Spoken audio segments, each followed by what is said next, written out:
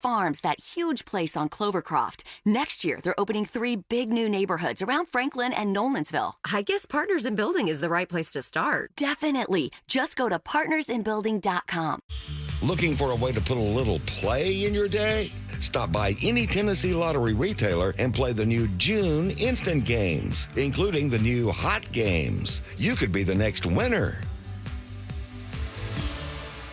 WGFX Gallatin, Nashville. A Cumulus media station. This is Nashville's home for the Tennessee Titans and Tennessee Volunteers. Trending now at 104.5 The Zone.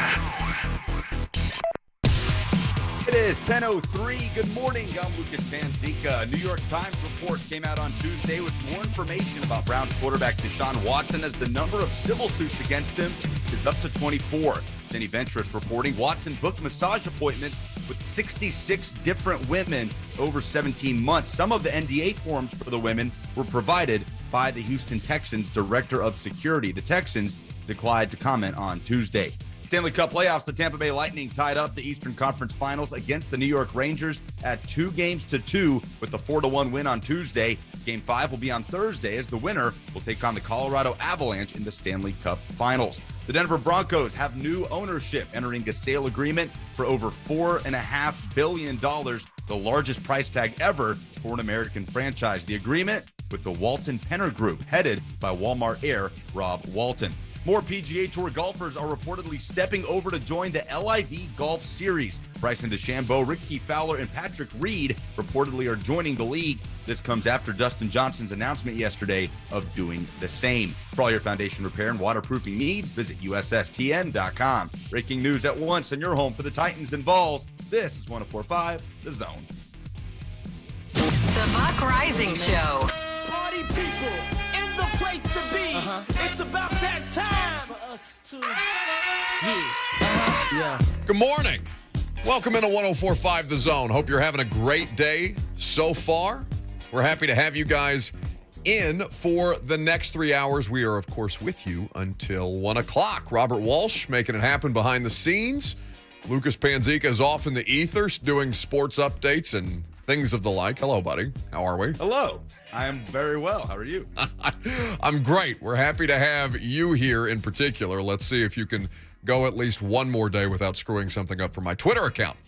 You can get in on the show if you like to. 615-737-1045. That's the number that you can dial. 615-737-1045 is how you jump in. We got to start with this Jenny Ventress report from the New York Times that has shed new light on the Deshaun Watson situation. And you guys know my position on this, but if you don't, I'm going to go ahead and just reiterate it for you. Many of you have probably gotten tired of me going on about this kind of stuff, but it's the biggest news in sports today by a good margin. So with the Deshaun Watson case, with the allegations that in certainly the last couple of weeks have continued to grow from the initial 22 civil suits that were filed against him for inappropriate sexual behavior and things of the like, I have been uncomfortable with making opinions about the case. Generally, just I don't have all of the information. I'm not in the trial settings. I'm not in these grand jury meetings.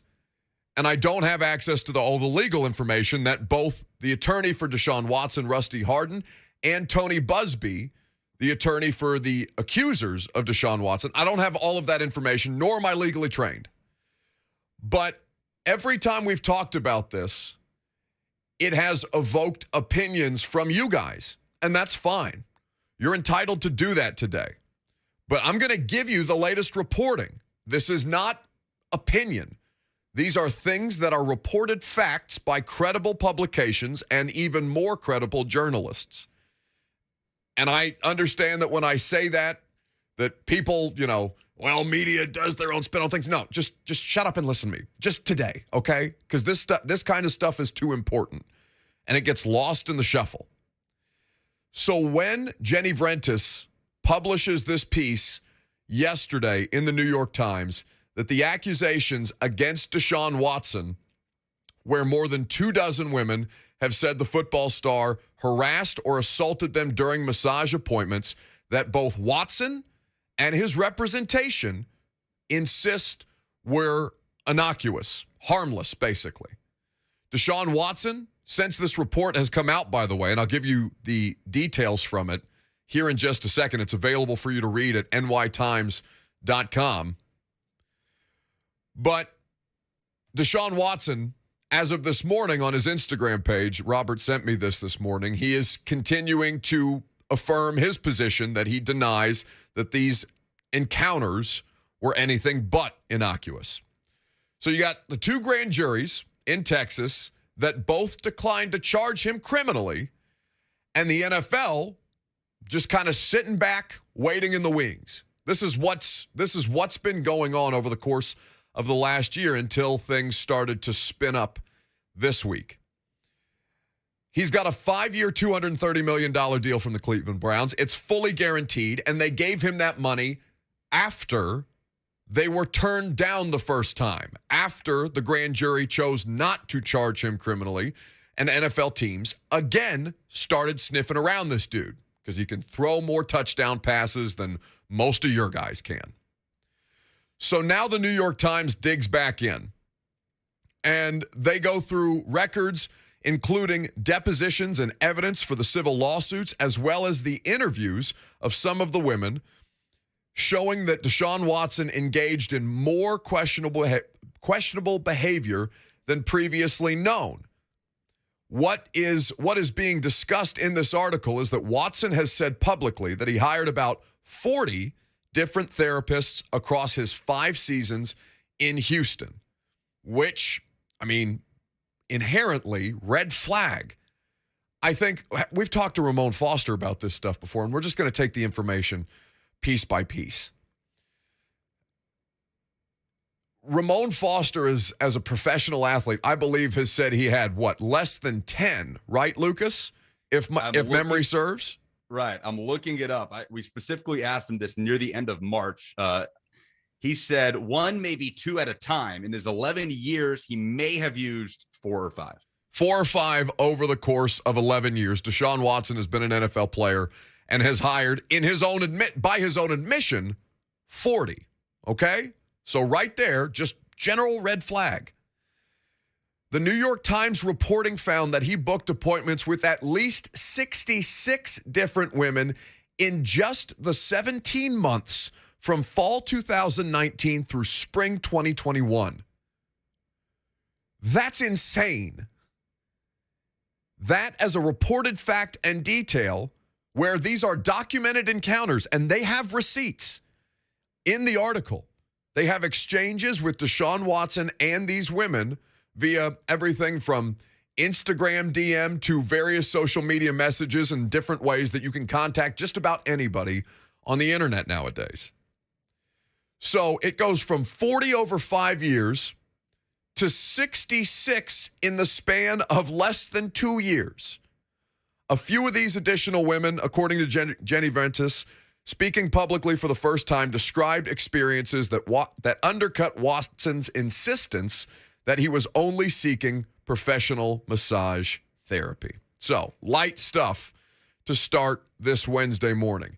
We're going to talk about this from a variety of different angles. Dan Lust is booked up. We're going to have him tomorrow, and we'll get the actual legal proceeding, how this story will then impact the case, because more accusers are now coming out. Ever since the Real Sports thing, the number has continually risen.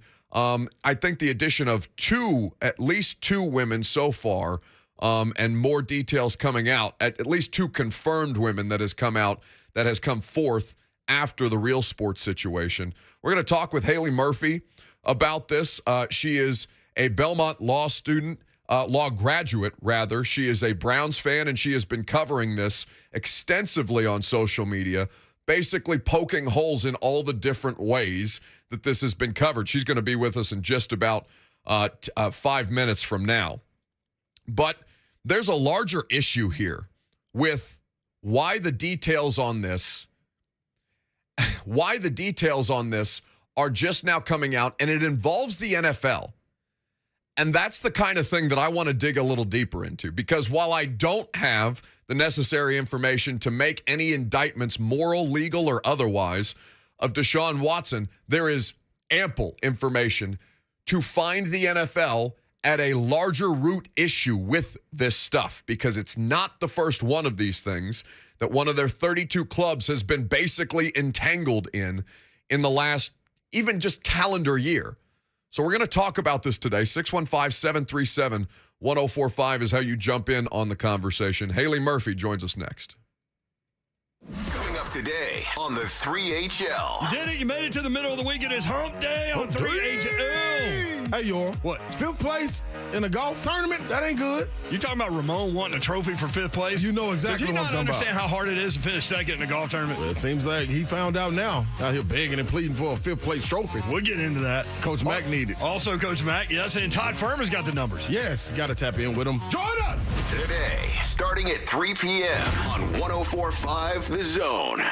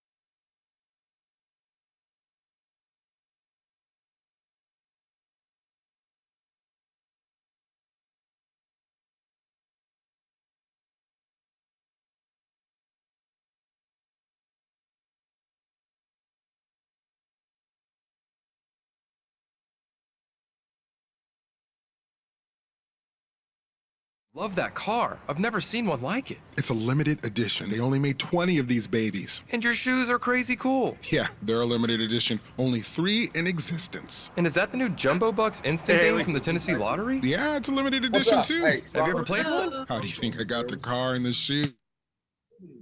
How are y'all doing this morning? That's much better.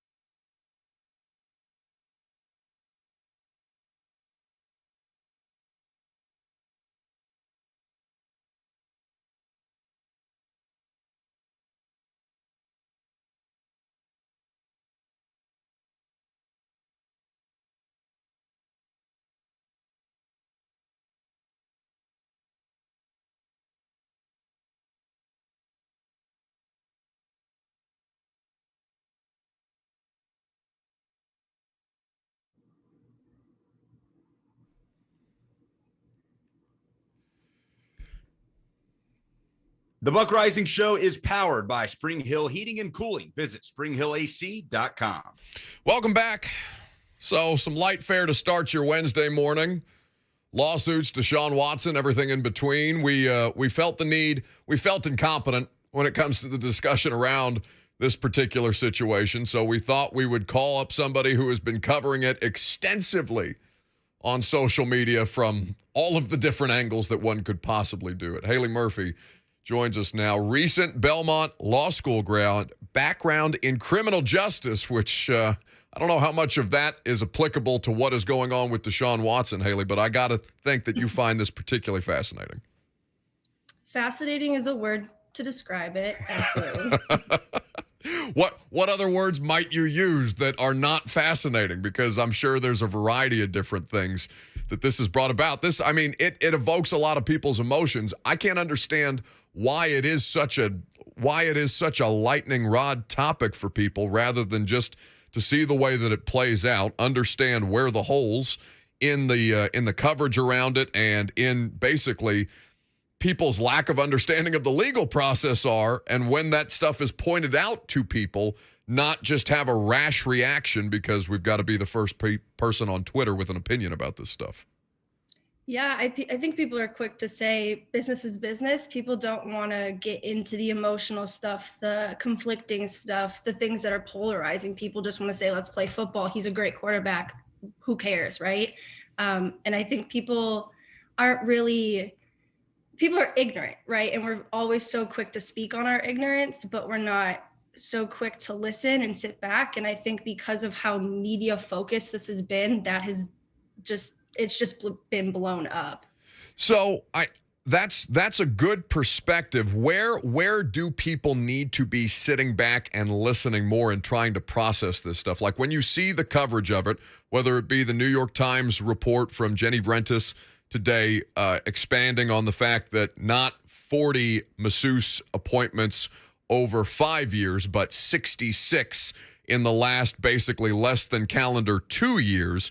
All of these different things that are being provided from terms that people may not necessarily understand the full meaning of: grand jury, civil versus criminal. What has kind of piqued your interest is the thing where you feel the most people, or the majority of people, are missing the point of what is coming across or misdiagnosing the information?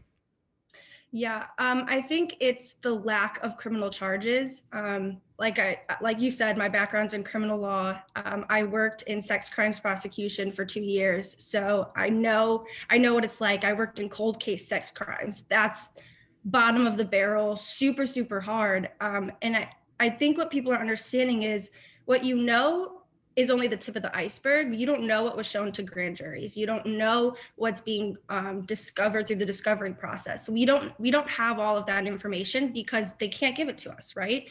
And so I think people's ignorance on the lack of criminal charges is what's kind of driving this whole, oh, he's automatically innocent. I mean, he's not guilty, but he's not innocent, you know?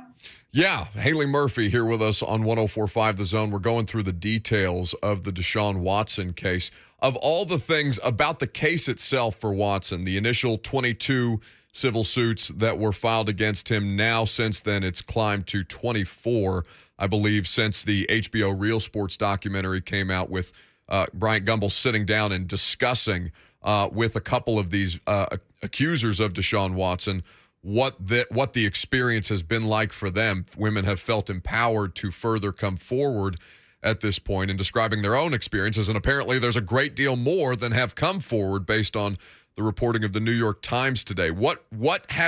How have you processed specifically this case? Because you're lost in all of this, or the thing that we haven't mentioned to the audience is that you're a Browns fan, and this dude just got signed by your team, and that has to create all manner of conflicts where a lot of different sports fan bases have felt things like that over the years. Yeah. At first, when reports were coming out that the Browns were talking to Deshaun, I was a little iffy. And then I didn't really think that he would come to Cleveland. I'm going to be for real with you. Neither did they. And then they gave him all of the money, and he said, okay, I'll go. I guess I'll go. Exactly. And so then I was angry. I was angry because I thought that an NFL organization should probably wait till things are settled a little bit, or until more things have come out. I don't know. And then I started to just kind of come to terms with it. I'm like, you know what? He might get suspended, so I can, we can move past this in a way. And then this week just kind of exploded. And at this point, I'm just done. I'm so done. I'm done waking up every day and something new is coming up. It's like, what else is there? What else is there for us to find out, What's the discourse been like with other Browns fans? Because this is something that, there is a strong Browns fan contingent in Nashville. We were talking about it before we came on the air today, that we're working right across the street from a Demumbrian Street Browns fan bar on the weekends. Like, this is something that a lot of people here locally have been dealing with one way or the other, and I have to feel like it, just based on my experience as an outsider, it seems hugely divisive. It is. It's very, very divisive.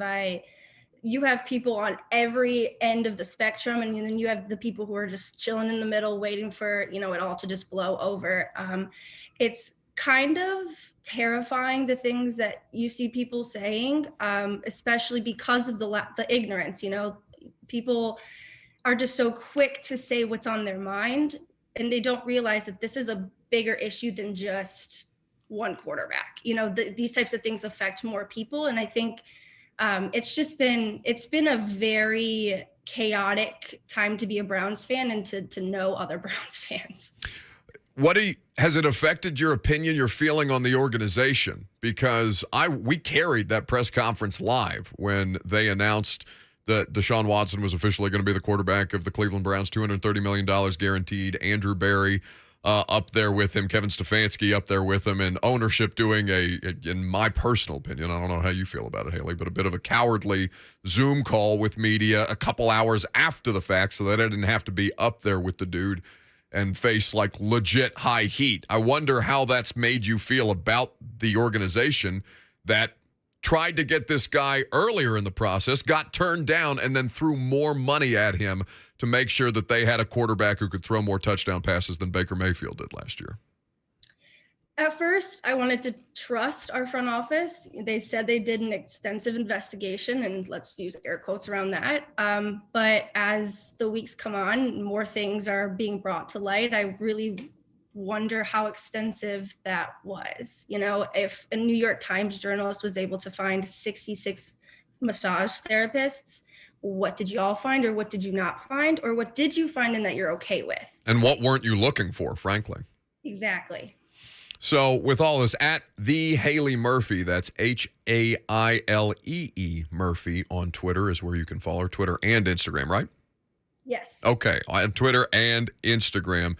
Belmont Law grad talking about this Deshaun Watson situation with us. You brought up earlier, before we came back from commercial, Haley, the idea that how this was going to be tied into the situation with the Washington football team, or the Washington Commanders now, right now under not just NFL investigation, but federal investigation for a variety of different issues. It turns out that the, basically taking cheerleaders on business trips with sponsors and kind of propositioning them in ways that made them feel hugely uncomfortable was not enough to bring the federal government down on the Washington football team's head. It was just stealing money from other billionaires, but that's a conversation for another day. What are the connections that you're drawing between what's happening with Watson and the Texans, and now what has been going on with the Washington football team and, even the Las Vegas Raiders? Yeah, it's the team's involvement in it, right? So now there's new allegations that the team was providing NDAs for Watson, hotel rooms. They even provided masseuses and companies. So it just makes you think, what did they know? What did they know that he was doing? Did they know that he was seeing, 66 masseuses? Yeah. It just, clearly there's some involvement with teams, and it kind of makes me wonder, is the NFL going to look into this? I think that they should. You have Watson saying, it was consensual. Well, now you have his attorney saying happy endings aren't illegal. Well, technically, if you're paying for them, that's prostitution. So if I were the NFL, I'd want to do an investigation and distance myself from facilitating prostitution, right? Yeah, that's exactly right. Robert, our board op, is going to pull up the Rusty Hardin clip for people to hear that again if they've forgotten what Deshaun Watson's representation had to say about the idea of the legality of happy endings. Just swell to have out there in the public sphere. And, of course, it happened on Sports Talk Radio in Houston, which just delights me about the industry that I work in. Haley, what else do you need to plug before we let you go? We appreciate you spending some time with us and kind of diagnosing this from your perspective. We really value the opinion. I guess the last thing I'd say is if any of this interests you, I really, really encourage you to seek out the documentary. It's called I Am Evidence. I believe you can find it on like HBO Max, but it really shows the complications of sexual assault crimes and how they're prosecuted. And I think education is just really important on this issue. At the Haley Murphy on Twitter and Instagram is where you can follow her, and she's got plenty of thoughts on this whole situation throughout the course of it. Although I hope you don't have to continue to, fight in these Twitter sewers on behalf of, the logic and legal perspective of this stuff. But you're doing a great job. We appreciate it, Haley. Thank you. 615-737-1045. Jump in on the conversation if you would like to. Robert, go ahead and let me hear from Rusty Hardin in all of his glory on Sports Talk Radio last week, talking about the legality of happy endings as the lead attorney for Deshaun Watson. Woof. I don't know how many men are out there now that have had a massage that perhaps occasionally there was a happy ending. All right? Maybe there's nobody in your listening audience that ever happened to. I do want to point out, if it has happened, it's not a crime, okay? Unless you are paying somebody extra or so to give you some type of sexual activity, it's not a crime. And so at the end of the day, that's another thing that would affect conduct. Doing something or saying something or being a way that makes you uncomfortable is not a crime. And so we've had two grand juries find that, and nobody seems to want to listen. Well, thanks for making us listen, Rusty. Goodness gracious. Haley brought up earlier the idea of the Texans being implicated in this report by Jenny Vrentas. This is the exact reporting from her. The Times Review also showed that Watson's conduct was enabled, knowingly or not, by the team he played for at the time, which of course is the Houston Texans, which provided the venue used for some of the appointments. A team representative also furnished him with a non-disclosure agreement after a woman who is now suing him threatened online to expose his behavior. So here's my thing about all this, right? Because Haley brought up the Washington football team and the Texans being implicated in this, and all these different NFL organizations that have experienced scandal in some form or fashion in the last calendar year. Let's just take the Las Vegas Raiders, for example, and John Gruden, all his problematic emails, and how we only saw John Gruden's side of things. We only saw John Gruden's side of the emails because the NFL's investigation was not able to uncover who was on the other side of those emails of racist terminology, homophobic terminology, all manner of things that you should not be putting in print, especially from john.gruden.nfl.com. All of this speaks to a larger issue in the league that I think we're starting to get more regularly exposed to, which is that the NFL, in the middle of the Dan Snyder thing, right? The Washington Commanders, the Washington football team. Now how all of them are ganging up against Dan Snyder because not of all of the poor ways that he's run that organization for many, many years at this point, not for the allegations of sexual harassment by people in his organization and the workplace that was created that inherently made women feel uncomfortable working in the Washington Commanders offices. You don't get the details on that because the NFL keeps that investigation buttoned up. On the John Gruden thing, the NFL kept that investigation buttoned up. The NFL owners, the other NFL owners, are not screaming and running to get Dan Snyder out of their league because they don't want something like what's happened to the Commanders to come out, to the Las Vegas Raiders to come out, and now the Houston Texans, which is Once you start peeling through one billionaire owner's dirty laundry and one NFL organization's dirty laundry, how much more are you going to be able to find?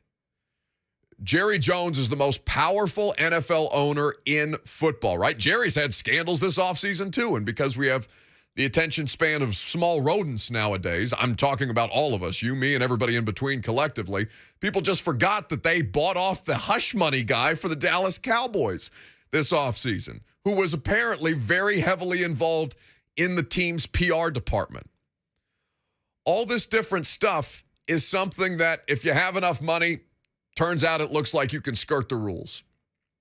And frankly, when the reporting on it is such that you continue to find these things, it used to be a black eye for organizations, for politicians, for everybody in between to have this kind of reporting done. But now, because everything is so decentralized and everybody's getting their information from wherever they want to get their information, and again, because we'll forget about it by the next time that we refresh our social media feeds, we're looking at this and saying, yeah, people are just going to forget, so you don't have to, so the outrage doesn't last. You can write it out, especially if you got the money to do so. That, I think, is what really bothers me about all this.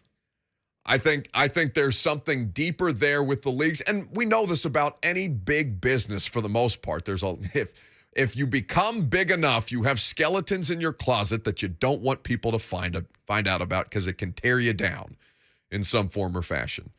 And while the NFL, I think, is largely too big to fail, because we want to watch touchdowns, we want to watch running backs, we want to watch defensive linemen get after the quarterback and all these different things on Sundays, it covers up all the different things that go on behind the scenes that may or may not be on the right side of both the legal system and just general morality to get us the product that we get on Sundays.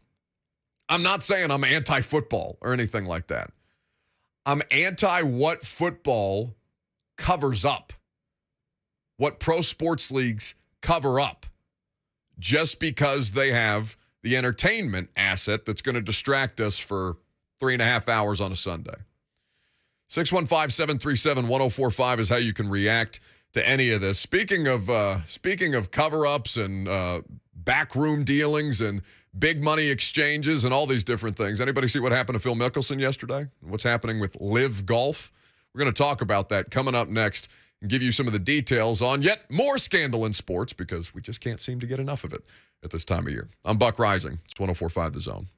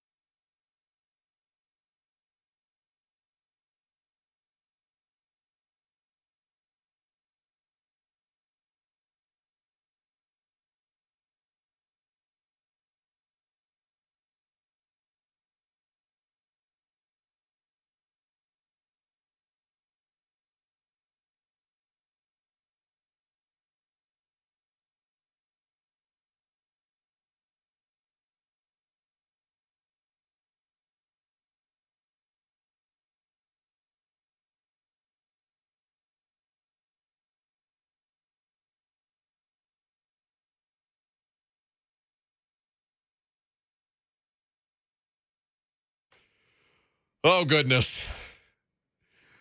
What's going on in the world of sports today? Lucas just sent me something for the dumbest thing in sports. Jack Del Rio, who's in Washington, talking about January 6 tweets and things like that. What is happening in the sports world? We are in deep trouble between, cocaine cowboy looking Phil Mickelson at LIV Golf's red carpet, between all these different things that are happening, the Deshaun Watson story that I just cannot for the life of me get away from. And it just continues to spiral each and every day. We get to June and it turns into a bleep show because there's nothing else for anybody else to talk about at this point. How much did y'all talk about the Rusty Hardin audio? I'm just curious last week. How much did we talk about it? Yeah. It was towards the end of the show, I want to say. Like, Buckethead had just DM'd it to me, and we had played it on the air. For those of you who are just now joining us on the radio show, Robert, do you have the Rusty Hardin audio at your disposal? Because I think it would be important for people to hear the attorney for Deshaun Watson if they missed it earlier, talking about the legality basically of happy endings in what his client Deshaun Watson is being accused of. Go ahead, Robert. I don't know how many men are out there now that have had a massage that perhaps occasionally there was a happy ending. All right? Maybe there's nobody in your listening audience that ever happened to. I do want to point out, if it has happened, it's not a crime. Okay? Unless you are paying somebody extra or so to give you some type of sexual activity, it's not a crime. And so at the end of the day, that's another thing that would affect conduct. Doing something or saying something or being a way that makes you uncomfortable is not a crime. And so we've had two grand juries find that, and nobody seems to want to listen. So that's your boy Rusty Hardin. And Robert told me that we literally played the audio and then we went to polls because we're idiots. So the takeaway was about the happy endings thing, right? That is the thing that everybody ran away with. Hardin had to basically put out a statement clarifying his earlier statement on that radio show, which is probably never something you want to have to do as an attorney in a case this big. Yep. But the thing that stood out to me the most was at the end where he says being away or saying something or doing something that makes you uncomfortable is not a crime. Basically telling us, yeah, he's a creep. Yeah, he went to these massages. He was looking for something a little extra. Who of us hasn't? Come on, man. Oh, God. It's like people who justify, and listen, I understand that a lot of people societally have had, I don't want to say the rug pulled out from under them all of a sudden because things certainly pre-Me Too felt like there was a culture shift, the George Floyd murder, all these different things that kind of came together in a similar time span and completely changed, almost everything that we do societally for a variety of different things. Certainly changed the way that things get handled in sports, right? Because for a long, long time, a lot of behavior has been excused in sports as just always the way that things have been done, and you can't do those things now. No, it doesn't make those things okay when they happen. The first, 20 years ago, 10 years ago, 15 years ago. No, it means they're just as gross. It's just people are going to call you on it now, and we have the ability to take video at any point and post it on the internet, you weirdos.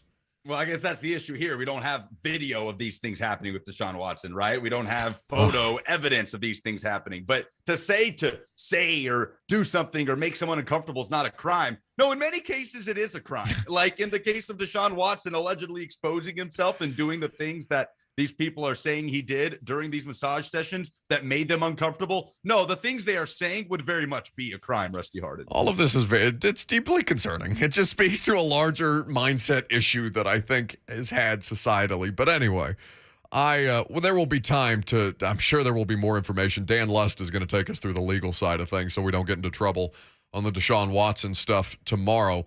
But again, just to go back, if it is true, these are still currently allegations, okay? Just to keep us all in the right mind frame, because it's easy to kind of lose sight of that, right? You get emotional about something. These are things that evoke a great deal of emotions in a great many people. no matter what your positions on any number of things are. It is important to remember that these are allegations. But for the number to go to 40, that's the thing that kind of puts this over the top for me. Two parts of this. To go from 40 massage appointments over 5 years to 66 between 2019, fall of 2019, and spring of 2021. What? And then to have the Houston Texans, somebody in the organization being willing to provide him an NDA and potential venues, knowing or not knowing. I don't particularly care if you didn't know, if you still ended up providing the venues for these things. I understand that a lot of people's jobs are to keep the professional athletes happy, but like there has to be limits to a certain extent. And certainly there have to be follow-up questions about what do you need these hotel rooms for and things like that, because it's going to come up. One of the women brought this up. No, I'd rather do this in a professional setting as opposed to coming to the hotel room. And basically the answer can't be, well, no, it's okay. It is professional. I have an NDA. We got this covered. It's all good. It's all kosher. We have this thing buttoned up. Oh, God. I'm getting a headache again. I can't live this way. Between this and Asthmagate yesterday, Lucas, I'm losing my mind. Anyway, don't laugh at me. Anyway, this LIV Golf thing with Bryson DeChambeau, Patrick Reed, a handful of other major name brand golfers joining LIV Golf and joining Phil Mickelson on this. It's the first United States-based event that is coming up for LIV Golf, Pumpkin Ridge in Portland, Oregon, from the end of June through early July. LIV Golf has declined comment. This whole thing was the reason that Phil Mickelson has basically been in hiding for the last couple of months, because he was willing to take Saudi blood money, basically, to gain leverage over the PGA. And all of this stuff coming out now, and mainstream golfers are starting to gravitate that way. Robert, do you have the report from Sky Sports that I sent you this morning that was talking about the recent developments of all these golfers, DeChambeau, who had publicly said that he would continue to play on the PGA Tour if the best golfers were still playing on the PGA Tour. And now some of the best guys are going over to the Saudis Golf League, and we're normalizing the problems with Saudi Arabia through professional sports. And it's kind of gross. This was from Sky Sports earlier today. The last half an hour or so, there's been an exclusive reported in the Telegraph that more Americans, more big-name Americans, are set to join this Saudi-led breakaway, the LIV Golf Series. Bryson DeChambeau and also Ricky Fowler expected to join the players that have already signed up to be part of this new era of golf. Bryson DeChambeau was one of those who back in February said, I want to make it very clear that as long as the best players in the world are playing the PGA Tour, so will I. Well, it seems as though DeChambeau is another of those players like Phil Mickelson, who we'll get onto in just a moment, who've had a bit of a U-turn, a change in thoughts, and decided that they actually do want to be part of the LIV Golf Series. I've spoken to someone in the last 10 minutes or so from LIV Golf about this story in the Telegraph and said to them, can you tell us anything? Can you give us any concrete confirmation as to whether the likes of Reed and DeChambeau are going to be announced? And the response was, if there is something to announce, we will announce it, and we won't be shy in doing so. The follow-up question to that was, so you're not saying to me that they're definitely not joining? And there was a shake of the head. So you would have to say that LIV Golf have refused to deny to us here on Sky Sports News that Bryson DeChambeau and Patrick Reed will be part of LIV Golf moving forward. The first event starts tomorrow. The Pro-Am is going on behind me at the moment. There are some players here on the 18th green, but in future events, particularly when this LIV Golf Series heads to America, will the likes of Bryson DeChambeau and Patrick Reed be there? It's looking increasingly likely that they will be. So that's courtesy of Sky Sports. This comes after Dustin Johnson said Tuesday that he was resigning his membership in the PGA. He's going to play in the Saudi-backed LIV Golf Invitational Series. That announcement of Dustin Johnson, who, by the way, is leaning full speed into this. Dustin Johnson has not been shy about this at all. And through a variety of different social media posts between he and Pauline, is it Paulina? Paulina Gretzky? Or Pauline Gretzky? I want to say it's Paulina Gretzky. I believe it's Paulina. Okay. Maybe fact check me on that, Robert. Perhaps do some investigative journalism for us. Actually, maybe not on a work computer. Yeah, you don't want me to look it up over here. She's, it's not because of anything that you might do. It's just, the nature of her social media posts may not be favorable for you on a work computer. Anyway, so this is it's a pretty crazy thing because it's going to basically shatter the pre-existing conventions of golf, just because the Saudis are dumping a whole bunch of money into their own tour, their own tournaments, and now normalizing it with international golfers and a lot of big-name American golfers. That's the thing that kind of catches my attention. And then there's Phil Mickelson, man, who is at the LIV Golf draft event last night in London.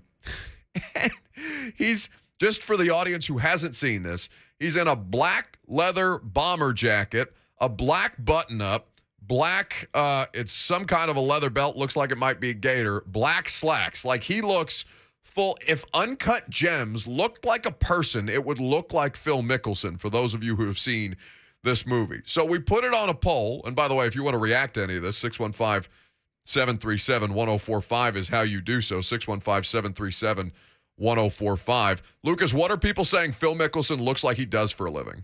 Well, it's also not just the all-black getup. It's the slicked back hair. I mean, really slicked back. The 5 o'clock shadow and the eyes bugging out of his head. Lebowski says, brags about his used Lexus to a Twin Peaks bartender. Alan Bell says, quote, "Mom, your new boyfriend is at the door." John Reed says he looks like he makes backdoor deals with the Saudis. Our very own Christian Capozzi says, looks like he oils the lanes at the local bowling alley. And so far, one of my personal favorites, Aaron says, looks like he auditions as bad guys in Home Alone remakes. It really is. And again, the picture itself, it can be found anywhere you have a Google machine. We like to call this segment Google This.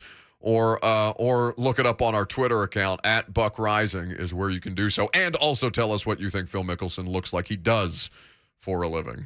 Let's go to Brandon in Nashville up first. Good morning, Brandon. Hey, how's it going? It's going well, boss. Look, I don't really have a problem with the LIV Golf series. Okay. People going over there. There are some bad issues with Saudi Arabia and everything over there, but what about China and the NBA? Oh, sure. Very few people say anything about that. That's just accepted, but they want to jump all over these golfers for going to make money. Well, I don't understand what the...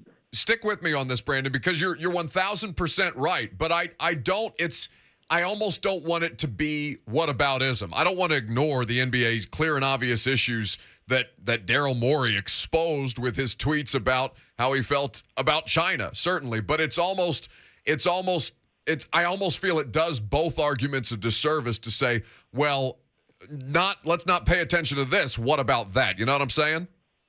No, I understand. I just I play golf. I like golf. I watch most of the big tournaments, but I just don't care if they're going to make money. That's what they're trying to do for their families. Sure. It is an issue with Saudi Arabia, but we got who knows how many companies that deal with Saudi Arabia, how many Congress people, how many senators deal with Saudi Arabia. So you know what? Go make that money. Listen, it's completely reasonable logic. Thank you for the call, Brandon. 615-737-1045. I mean, hell, you, me, and everybody but Ron Slay, because of those godforsaken green text messages, every one of us has some kind of a conflict every time we look at our iPhone, right? Like all the different, Nike brand, for God's sakes. I'm any number of companies or products that you use has some kind of problematic attachment, okay? We know this, and this is something that has been, this is not just, LeBron James and the NBA and China and shoe deals and all these different things. And it's not just the Saudis and golf. It is the most recent one of these things. And I guess my question for Brandon and anybody else who is comfortable with the fact that, yeah, let them go make their money. And listen, I've told you before, I've actively for anybody making as much money as they can, humanly possible, based on what they're able to do. Within the legal confines of whatever I can promote on the airwaves. But I think that more than anything, it's just the idea that the Saudis are normalizing this by buying American athletes. And if you are uncomfortable with it, with the Chinese and with shoe deals and all these different Chinese media deals that professional basketball has. Are you also comfortable? Does it make you feel better or worse, I guess, about the idea that now it's being done in more sports than just basketball? Now we see it in golf. OBT on Twitter says Phil Mickelson looks like he walks around a Kmart asking people if they want in on a heist. A Kmart. Buck and Vol is in Greenbrier up next on LIV Golf. Hello, Buck and Vol. Hey, how's it going? It's going great, boss. Good. Yeah, I was just wanting to comment on the LIV tour, and I've been a Phil Mickelson fan for years and years. I'm a lefty myself. Sure. Of course, not as good as he is, but I have no problem with this at all. But I really wish that Elon Musk was backing this instead of the Saudis, because I do believe it's blood money, and it could be Saudi Arabian oil that Phil Mickelson used to slick his hair back. That's excellent. Anyway, that's all I got for right now. Appreciate you, stud. Buck and Vol from Greenbrier. A lot of greasy behavior going on. 615-737-1045. Jump in on the conversation if you would like. We got the dumbest thing in sports this week. It's coming up next.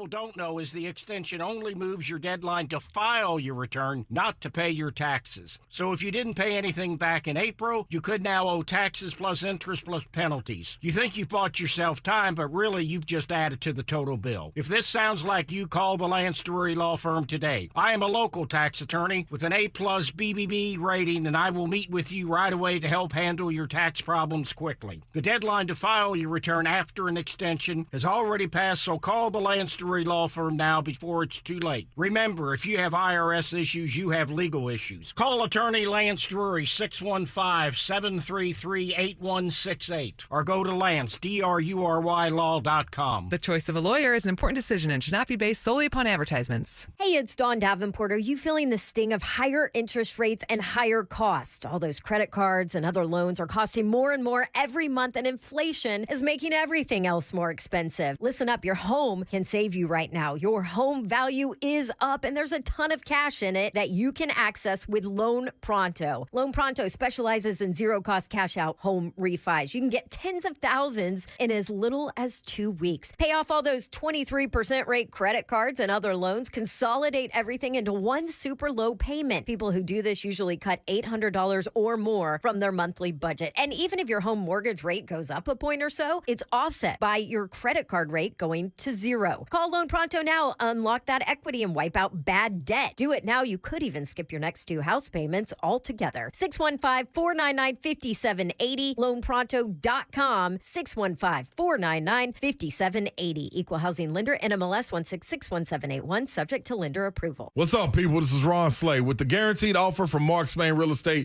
you can receive an all-cash offer and move when you're ready. Their guaranteed offer keeps you in control. Don't worry about the hassle of constant cleaning and making costly repairs. There are no showings, no open houses, and no stress.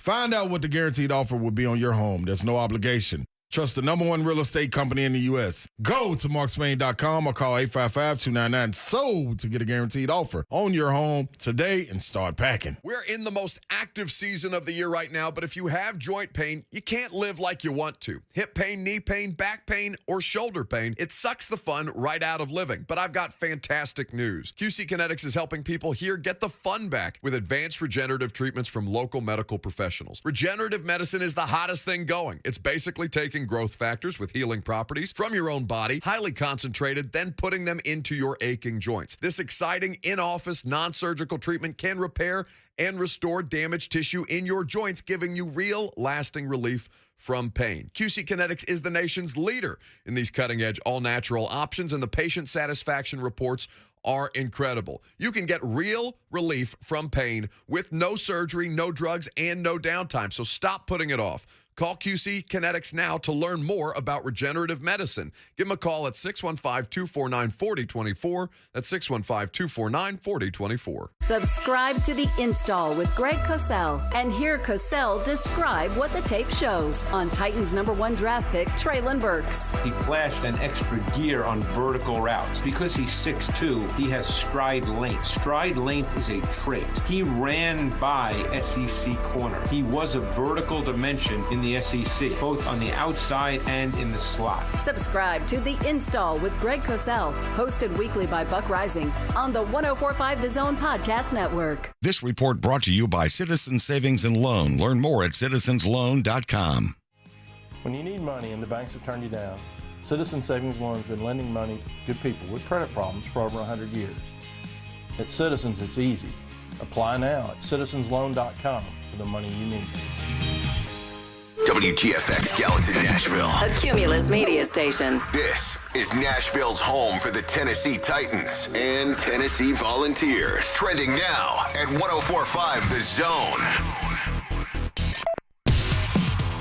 It is 11:06. Good morning. I'm Lucas Panzica. A New York Times report came out on Tuesday with more information about Browns quarterback Deshaun Watson, as the number of civil suits against him is up to 24. Jenny Ventress reporting Watson booked massage appointments with 66 different women over the course of 17 months, and some of the NDA forms for the women to sign were provided by the Houston Texans director of security. The Texans declined to comment on Tuesday.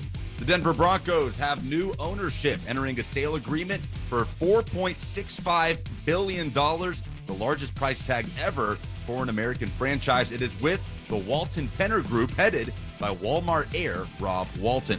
More PGA Tour golfers are reportedly stepping over to join the LIV Golf Series. Bryson DeChambeau, Ricky Fowler, and Patrick Reed reportedly are joining the league. This comes after Dustin Johnston's announcement yesterday of doing the same.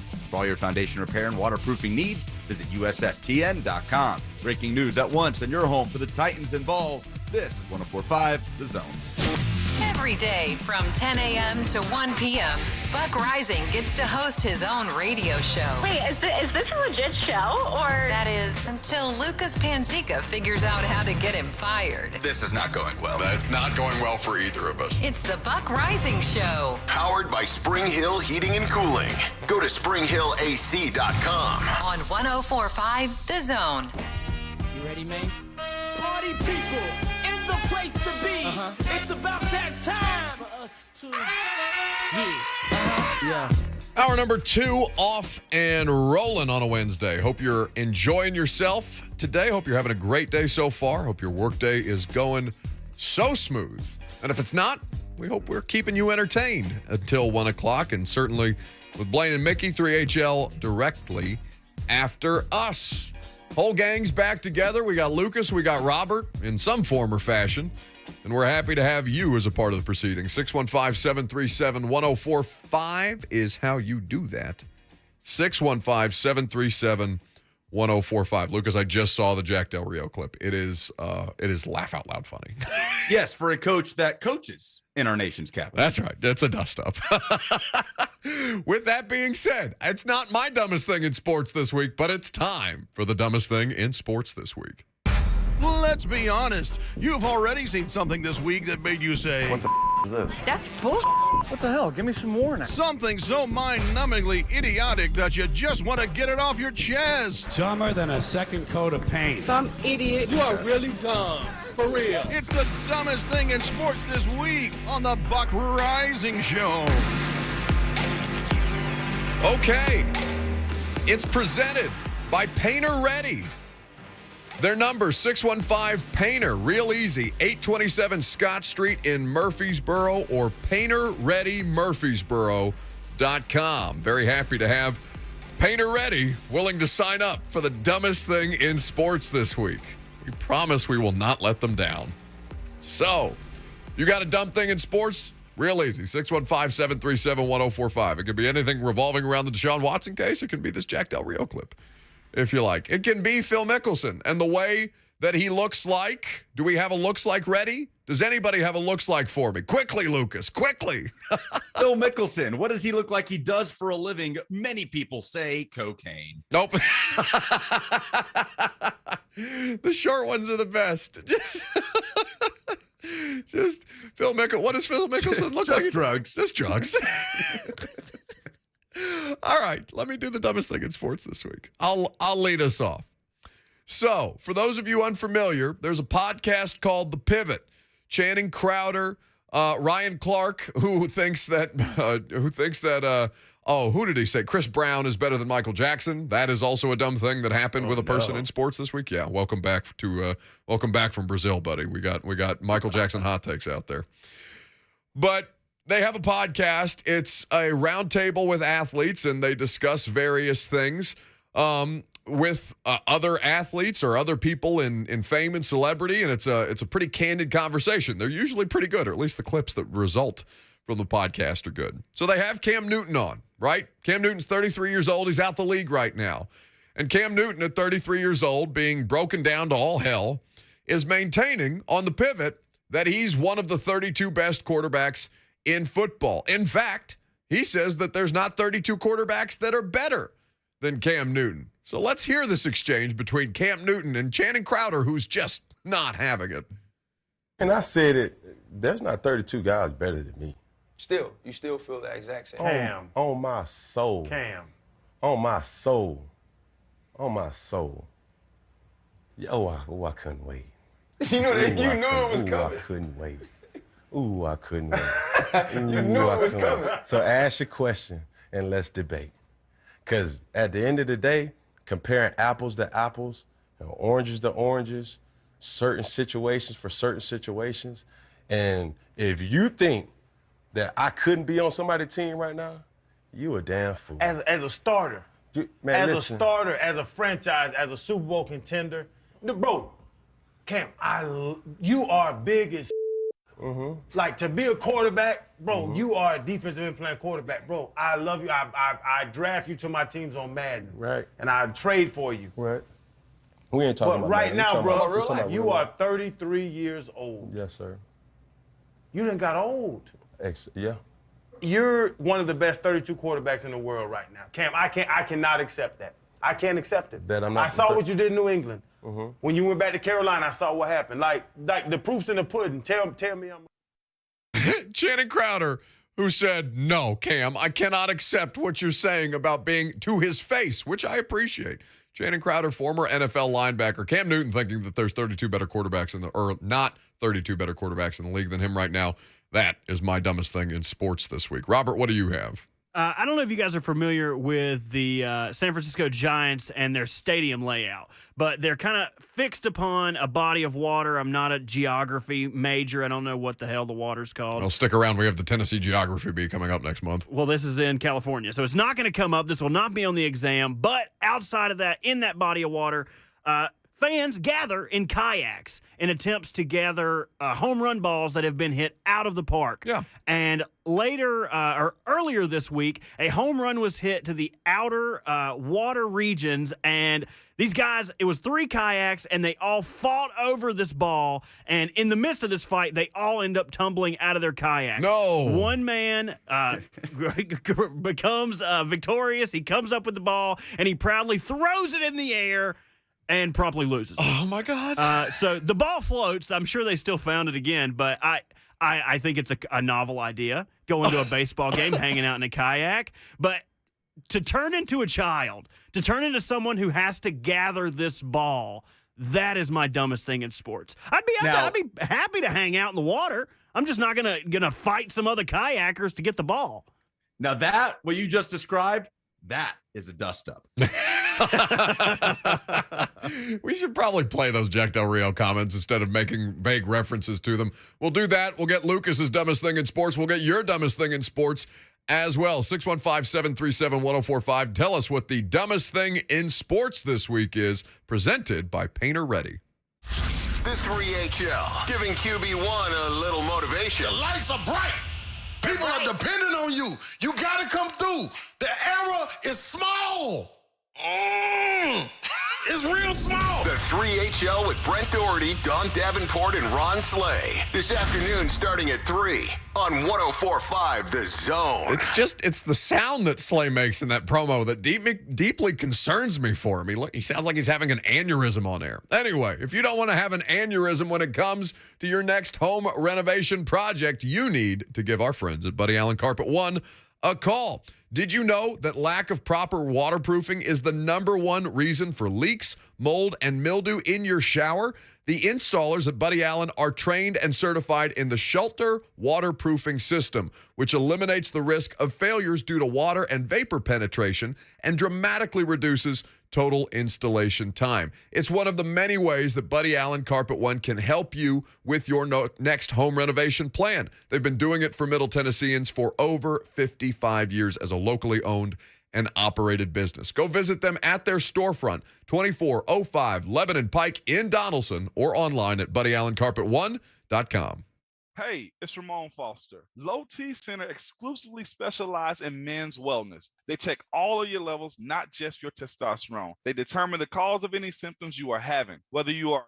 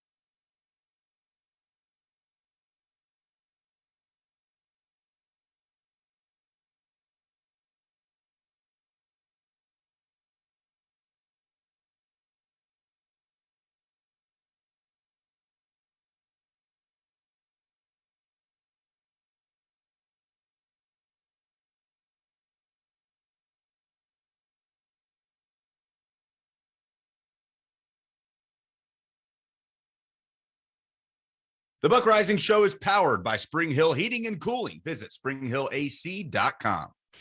Most certainly is. All the interviews, all the shenanigans, every hour of this show made possible by springhillac.com. We appreciate their support. Between Painter Ready signing up for the dumbest thing in sports this week and just Spring Hill AC and Gary Ashton and Omaha Steaks and QC Kinetics and everybody else that makes this show free for you guys. It is a ridiculous thing that they sign up to be a part of this show, but we're hugely grateful for that because it allows us to be able to do the stupid show that we do for 3 hours a day. Speaking of dumbest thing in sports this week, that's what we're in the middle of. 615-737-1045 is how you nominate the dumbest thing in sports. Lucas has gotten a week off of this because he's been in Brazil. At some point, we have to talk about Brazil, I think, at some point, right? Yes, I learned a lot. Okay. Well, first, tell me what you've learned is the dumbest thing in sports this week. Dumbest thing in sports this week, we have alluded to a little bit. It does come from the Jenny Ventress report from the New York Times about Deshaun Watson. I just want to read this excerpt when discussing one of the women that has accused Deshaun Watson of sexual assault. This is the excerpt from the article. In messages to the woman whom he knew from his social circle, Watson asked to meet at the Houstonian, an upscale hotel and club where the Texans had secured a membership for him. She said she wasn't comfortable going to a hotel because she knew Watson's girlfriend and indeed had once babysat her and her younger brother. The woman told Watson she wanted to keep things, quote, professional and respectful. Oh, most definitely always professional, he texted. I even have an NDA I have therapists signed too. He was referring to the NDA he had received just days earlier from a member of the Texan security staff. Watson did not explain in the text how the woman would benefit from signing a document meant to protect him. Oh, yes, everything is professional and above board. I even have a document for you to sign that says you can never speak about the events that take place at the massage. We are good to go. I understand that criminal charges were, basically dismissed, at least so far. But I want to go back to what Haley Murphy said in the last hour about not guilty doesn't always mean innocent. Yep. And in this case with Deshaun Watson, sure, you can point to it and says, if the criminal justice system says he is not guilty, then move forward. What more can you say? But I just ask those people, that's fine. But is this the guy that you are proud to say has the largest guaranteed contract in NFL history? If you're good with that, then all right, I guess there's nothing more. With all the information that we have, 66 massage therapists, now 24 women, several women that are giving anonymous accounts and alleging the same stuff that have nothing to gain from it. If that's the guy that you're cool with getting the largest guaranteed contract in NFL history, then I guess the conversation kind of has to end there, if that is your opinion. Phil Mickelson looks like a guy that would open his jacket and try to sell you a broken watch. You're right. He does look like that. I want to do that the rest of the day, Robert. Just at random moments where you hear one of us idiots take a breath, just shove into the silence a Phil Mickelson looks like. It's going to make me very happy today at Buck Reising. It's the only way I can laugh through all this Deshaun Watson just grossness. Puka says Watson told a lot of women he wanted to support black businesses. Yes. How about that for a pickup line? Yeah, and then he kind of like shoved her off, like where he was like, oh, I'll purchase like all of these things from your black-owned business. And he bought like 40 cases of a skin regimen or something like that. It's kind of like hush money. That's right. Hush money through skincare. Yeah. That's not ideal. No, it is hugely problematic. This is speaking of which, by the way, speaking of the Cleveland Browns, the Browns and quarterback Baker Mayfield have decided that he will be excused from minicamp next week per sources. That according to Jeremy Fowler. I love that Baker's... Might need him. Okay, you might. Do you think that's actually what they're doing? Do you think they're hanging on to Baker Mayfield just because you don't know how long Deshaun Watson is going to be suspended for? Before, no, but now with everything that's coming out, I mean, it's becoming more and more likely that Deshaun Watson could be suspended for the whole season, right? Yeah. I mean, that is not out of the realm of possibility here. Now that you have women who did not sue him, speaking on the condition of anonymity, that are saying he initiated this contact in their appointments. I mean, it's just spinning out of control here. So you've got to think that's in the back of their mind, unless they want Jacoby Brissett to start 17 games. That's the thing that kind of hovers over all of this. And since we're here, we might as well run back some of these comments, because we did carry it live on the air. That ended up being a good call by Lucas to make sure that we carried Deshaun Watson's introductory Browns press conference. I want you to hear from Deshaun Watson on the number of masseuses, because this thing has spiraled with the New York Times reporting. If you're unfamiliar, I'll give you the details on that. But first, the new Browns quarterback. Deshaun, I think as details have come out, some people have wondered why you've used the number of massage therapists that you've used. Can you kind of explain that number? Yeah, I can't get too far into detail because there's an ongoing investigation still. But I can say that with this now day and age, especially with my age group, social media is a big business part that goes into it. So that's, a factor into it. But as far as the details, I can't get too far into it because there's an investigation going on. But hopefully, once everything is resolved, I can speak freely on it. Are you kind of reevaluating your methods or how many you use or how you find people? Definitely. This is something that with my team and now with the Cleveland Browns and the organization, we find a plan and move forward from it. Again, I'll read you the reporting from Jenny Vrentis in the New York Times. Watson has said publicly that he hired about 40 different therapists across his 5 seasons in Houston. But the Times reporting found that he had booked appointments with at least 66 different women in just 17 months from fall 2019 through spring 2021. Excellent. 615-737-1045 is the number. Just listening to this makes me feel gross, says D. Good on YouTube. You can interact with the show. Facebook, YouTube, Twitter, and Twitch. This is now outside of all the grossness around this whole Deshaun Watson thing, and as uncomfy as the details might be, like I just been trying to find the funny somewhere in all of this, and it made me laugh just to kind of visualize, given the news that Baker Mayfield has been excused from minicamp. It just made me laugh to visualize Baker Mayfield standing in the middle of one of those State Farm commercials in the empty First Energy Arena where the Browns play, just looking around. Progressive yes. Field. Yes. Progressive. No, progressive commercials. Oh. Progressive. I think all of that was wrong. I think everything that you said there with the stadium and the insurance was wrong. You got the quarterback right. Shut up, Robert. You fake laughed at Lucas. It's not that funny. I was joke. not fake laughing. I was laughing at the Progressive. I thought they were. It was a Progressive commercial in First Energy Stadium. Back to the shadows. It makes me laugh to think of Baker looking around and being like, really? This guy? I played hurt for you, and this guy is what you're running me out of town with? Oof. Kevin in Brentwood is next. Hello, Kevin. What's up, guys? How are you?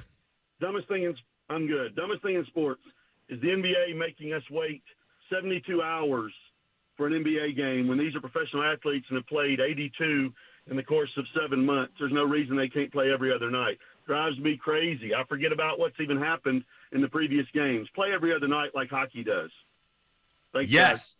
Yes. And meanwhile, like you said, you've got NHL players skating around and slamming into each other and losing teeth in the playoffs that have to play every 48 hours. That is a great call by Kevin. I hate the way that they drag this thing out.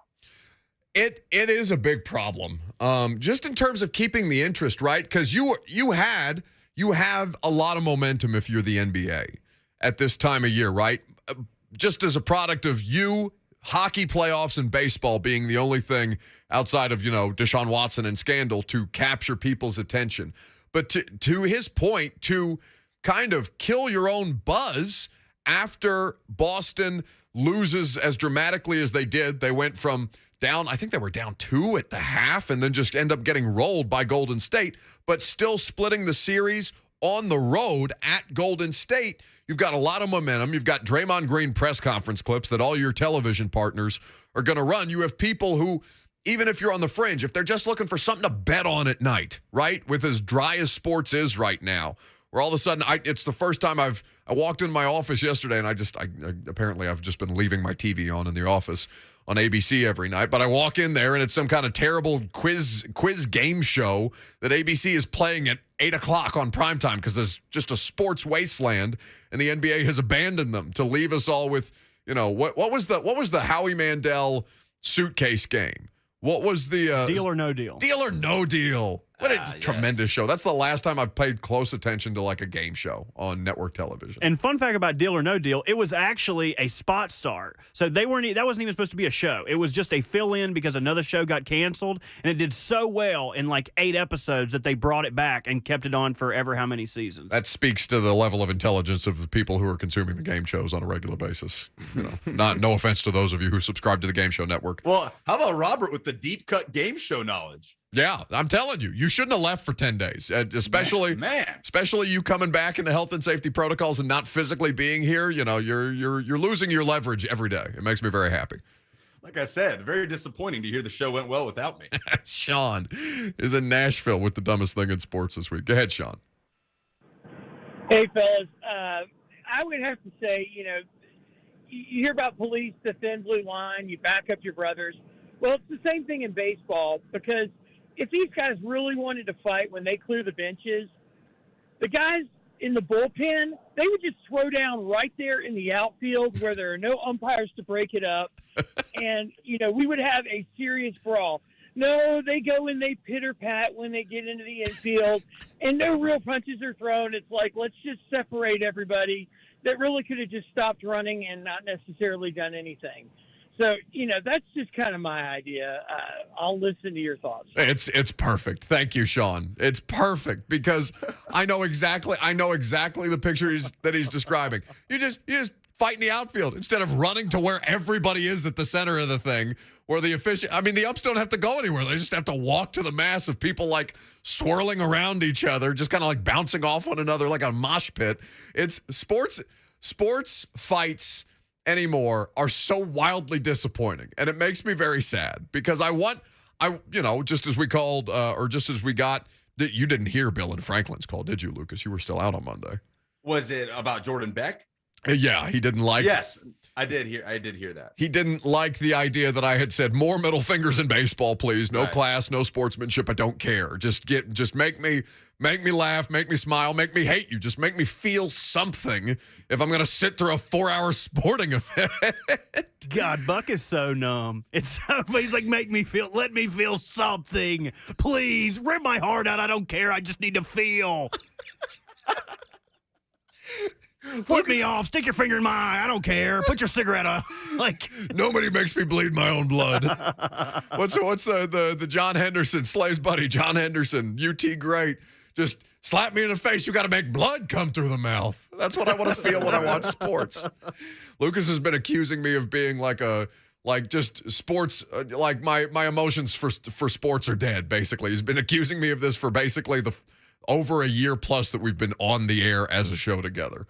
And I don't think he's wrong. I think I just need something to give me some kind of emotion when I'm paying attention to these things. Well, I do agree with that take. Watching a college baseball game where a guy rounding the bases is flipping off outfielders is far more entertaining than watching a college baseball game where that doesn't happen, right? Who's going to dispute that? Or an ump in a college baseball game pushing the guy who just knocked one out with just to let him enjoy his home run that he's hit, pushing him to run the bases so he doesn't have the opportunity to pimp out his home run. It's brutal. No fun for you. Bryson Worrell got 1.5 seconds of looking at that ball before the ump was like, all right, man, let's get a little move on. Let's get it going, little doggy. Robert's an ECU baseball fan, so now we're just completely entrenched in the college baseball season as a show. Luke in Hendersonville has the dumbest thing in sports this week. Go ahead, Luke. Yeah, biggest dummy, John Elway. Had he invested in that deal that was extremely lucrative and just great options for him, even if he wanted to get out, that stake, 10% in the Broncos for $15 million, he would have just banked $900 million. I'm saying. And he had lost a lot of money. He lost $7 million in a Ponzi scheme, other investments, well worth over $15 million. So he's still doing fine, but he would have been $900 million richer had he taking that deal. Yeah, thank you for the call, Luke. 615-737-1045. Yeah, for those of you who did not see, I think Lucas had it in his update or had not heard yet this morning, the Broncos have officially been sold to the heir of the Walmart money. So he's got, $4.5 billion to burn easy. He's got that and, knockoff flip-flop brands that people buy on a regular basis for boat weekends. But the Broncos being for sale brought this story to the forefront. So it's according to Darren Rovell, and this is the rare story from Rovell that I find to be hugely interesting, other than him just being a weirdo on the internet. So Darren Rovell, for those of you who don't know, he's a sports financial analyst, and he had a report that the former Broncos quarterback John Elway had a chance to buy part of the team in the mid-'80s. So Rovell is reporting that Elway had a chance to buy 20% of the team for $36 million. Quote, at the $4.5 billion valuation that the team ended up selling for, John Elway's 20% stake that he could have gotten for $36 million would have been worth $900 million today, a 1,330% return factoring for inflation. He also gave up the rights of first refusal to buy the rest of the team. It is among the dumbest things that I have seen in business, in sports, in just general. I've never seen anything like that. 1,330% return on investment, and this dude was just like, nah, back in the 1980s. I don't want any part of an NFL franchise, which just, the Broncos haven't done anything spectacular in the last. When was the Peyton Manning Super Bowl? It's been 2015? 15 or 16? Was it the 15 season? Robert, fact check us on that. When the Denver Broncos, the corpse of Peyton Manning, won a Super Bowl with the Denver Broncos and one of the best defensive fronts that I've seen in professional sports in quite some time. I want to say it was the 2000. He retired in 2015. I want to say that so. Robert is confirming that in my ear. That was the 2015 Super Bowl, the 2014 and 15 season for Peyton Manning. So it's been a substantial amount of time, and since then they've had 700 different quarterbacks, from Brock Osweiler to Trevor Siemian to a wide receiver who had to start at quarterback for them in the COVID year against the New Orleans Saints. So John Elway, they haven't done anything, and they just make so much money as an industry because all football. Everything football. The price, what's the line from the Pusha T Diet Coke song? Yesterday's price is not today's price. That is exactly what is happening with the NFL valuations. 615-737-1045 is how you can jump in on the conversation if you would like to. But we have neglected the sport of hockey, the hockey playoffs, since the Nashville Predators were swept by the Colorado Avalanche. Well, the Colorado Avalanche advanced to the next round and advanced to the conference finals and just did it again. They're in the Stanley Cup by nature of a 4-game sweep. We're going to talk about what the hell is happening in the hockey playoffs coming up next.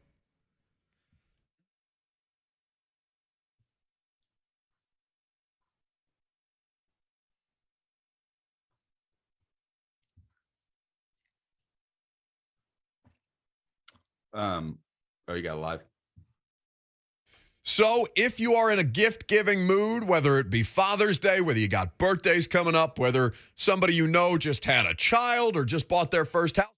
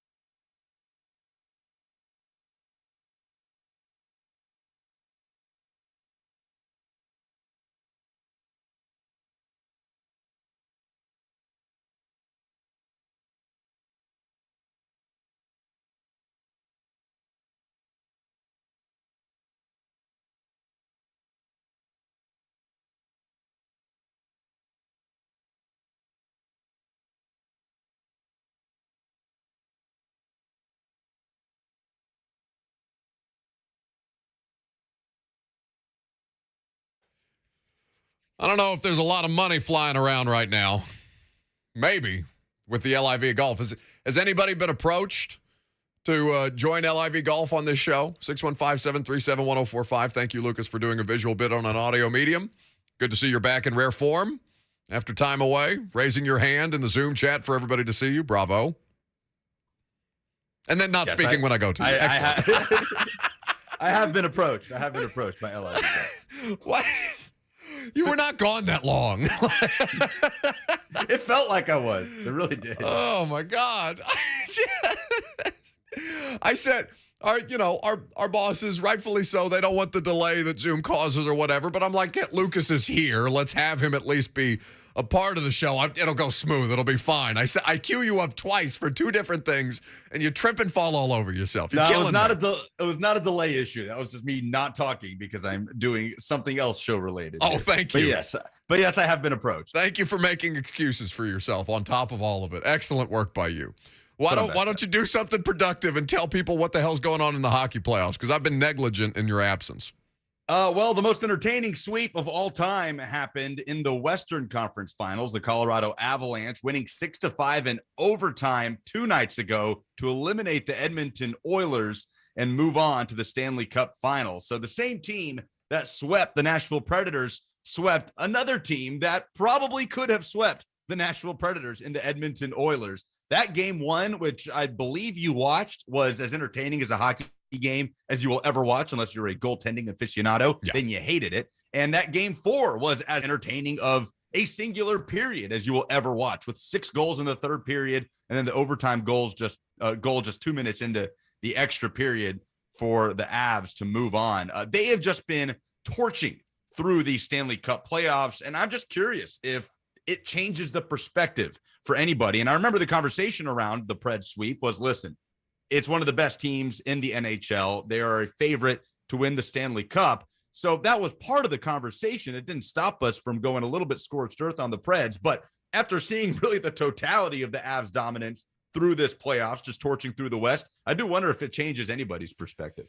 You know, I mean, if I was in the Preds organization, I'd be, look, they got swept too. You guys are pissed at them, right? Like, I would be screaming that from the rooftops. I wouldn't blame them for it, because I think the perspective, not to, re-engage in that particular conversation, but basically, I don't think we went scorched earth. I thought we just called it what it was. Like, you got swept in a first round, and you didn't look competent doing it really until the last game. Well, no, that's not fair. Connor Ingram in game 2 on the road was exceptional. Let me not do recency bias and just forget all about that just because they lost that game and they were terrible in front of him. But, I mean, I think Preds fans are so checked out, man. Like, I really do. Just around all of it, because since then, David Poyle and John Hines are coming back. Philip Forsberg is unlikely to re-sign based on the reports that I've seen coming out of people like Adam Vingan and things like that. And there's still time for them to bring him back, but it's not trending the right direction. So you get the things back that you thought were already stagnant, and then you're losing one of your most important players historically, one of your most important players that the franchise has had. Potentially, it's just, I think Preds fans are just like, ugh, I don't want it. It's like whataboutism with LIV Golf and the NBA in China, right? Yeah. Well, what about them? They got swept too. Well, I don't care that they also got swept. I care that you got swept, and that you didn't put up a fight legitimately, and that the one time you did in game 2, you fell flat on your face. Derek in the YouTube chat says the Avalanche are dominant. I feel much better about the sweep, seeing what they're doing. I know you haven't watched every game in these Stanley Cup playoffs. I haven't, in full transparency. Sure, but what do you think? How many games, just off the top of your head, do you think the Avs have lost in these Stanley Cup playoffs? 2. They've lost 2. They're 12-2 so far. They've swept twice, and they won in 6 against the Blues. Phil Mickelson looks like a guy that would bring his own ball to a bowling alley. He does look like that guy. He does look like that. He absolutely. He looks like an extra in the Big Lebowski. He'd be over there greasing his I don't want to use that word, and then he'd throw it down the lane. Looks like a guy that would have his own towel that's like monogrammed, like a fingerless glove. You're just describing Big Lebowski characters right now. Well, I mean, shut up, Donnie. And now, just to play devil's advocate, Robert, you also look like somebody who would bring their own bowling ball to the bowling alley. No, I'm the guy that hangs out of the food court at the bowling alley. Like the nachos that are $3, that's me. The $3 mozzarella sticks were a staple of any bowling alley. We used to go to a local bowling alley. We got something called senior lunch. I don't know if that's a concept that everybody else had, where they just let us out of the building for like 2 hours once a week as seniors in high school, and we got to go wherever the hell we wanted for lunch. Is that something that anybody else on the show experienced? No. I had assigned seats in high school at lunch. We got no freedom at all. What? What is that? That's high school. That's North Carolina. That's Davidson County, North Carolina. Well, we're also in Davidson County. You're from Davidson County? I went from one Davidson County to another Davidson County, yes. Excellent. When's the last time either of you went bowling? Oh, God. It's been like 4 years. It's been longer than that. I've lived in Nashville for 7 years. I don't think I've been bowling in at least 7 years. I haven't bowled in a minute, but this place in Winston used to have like $5 towers, and we would go rent a lane and then not bowl at all and just drink the towers. There's a bowl. There's a mega. No, I mean, not really. You don't have to. You don't have to. You just sit it all. You can occupy a lane and just get hammered and if you really harass want to people. tick somebody off when you go, tell them you need bumpers and then just don't bowl at all. They do not like that. It's diabolical. We should go bowling as a show. I think all three of us should. Once Lucas is out of the health and safety protocols and we aren't concerned about whatever diseases he's brought back from South America. You're not helping me with that. Well, listen, Robert got on the air on Monday and said he's got the big C, which I had to inform him is cancer. Nope. No, does not have cancer. Let's not alarm anybody in Lucas's life that may listen to the show. And I said, no, there is a health and safety protocol COVID-19 situation that is keeping him away from us in studio. So we're grateful for Zoom to be able to make that happen. And then he comes back with, I thought Big C meant chlamydia, which was also something that we had to work through without your presence on the air. So I'm glad that we could do this without you. On top of you alleging that my meat pics were posted all over Instagram and failing to clarify that it was regarding food. Yeah, I don't know if my reputation is taking a hit for this trip. That I don't regret anything, though. I'm glad we made the trip. It was very fun. But I do think a bowling event with this show would be fun, given how terrible the three of us would be. I don't know what you're talking about. I think I bowled a 280 last time I was out there. I think I'm pretty good. First tower's on me. How about that? But like I said, it's been 7 years. 615-737-1045. Lebowski writes in the YouTube chat, Lucas skipped monkeypox and brought back full-grown gorilla pox. Yes, that is something that is... I did see some monkeys. Did you? Fun. Yes. Did you feed them? The park. No, you definitely do not want to feed the monkeys. The park in my mom's hometown, you walk around, you'll see like a peacock just walking down the path and monkeys just kind of scuttling around in the trees above you, basically like they're squirrels. They're tiny little monkeys. Peacocks are, I don't know if you guys have ever heard the noise they make. The most terrifying bird noise. It's like, I was hoping you would do it. And it will come out of nowhere. So my dad hates peacocks. So for Father's Day last year, I bought him 2 peacocks. And so randomly in the day, you'll be outside like doing something and just hear this blood curdling. It's terrifying. Wait, you can't gloss over. You bought a peacock? Yeah, they're like $80. I don't believe it. They're not expensive. I don't believe. What do you mean they're $80? You can get okay, North Carolina, I don't know what animal, where you get your animals at around here, but in North Carolina, you can go to farm sales and buy just about anything you want. Guineas, peacocks, cows, horses, pigs, goats. I'm so confused by the idea of you just purchasing $160 worth of live peacock. Well, yeah, my dad has a farm. He's got a lot of area, so that he's got like a bamboo forest beside his house, and they roost in there at night. I'm a very eclectic guy. Okay. Well, so Is this like one of those wholesome stories about the dad that said, absolutely no, absolutely not. You can't get a cat or you can't get a puppy. And then he got the puppy and he immediately fell in love with it. Is that what this is? No, he threatens to shoot them all the time. He hates the peacocks. It's so funny. Every time he hears them call, you could just see a wave of aggression going over his face. It's beautiful. We're now having people tweet us that they want to be a part of our bowling league. Should we just start like a Big Lebowski bowler? It's, summer's coming up. We got bleep else to do.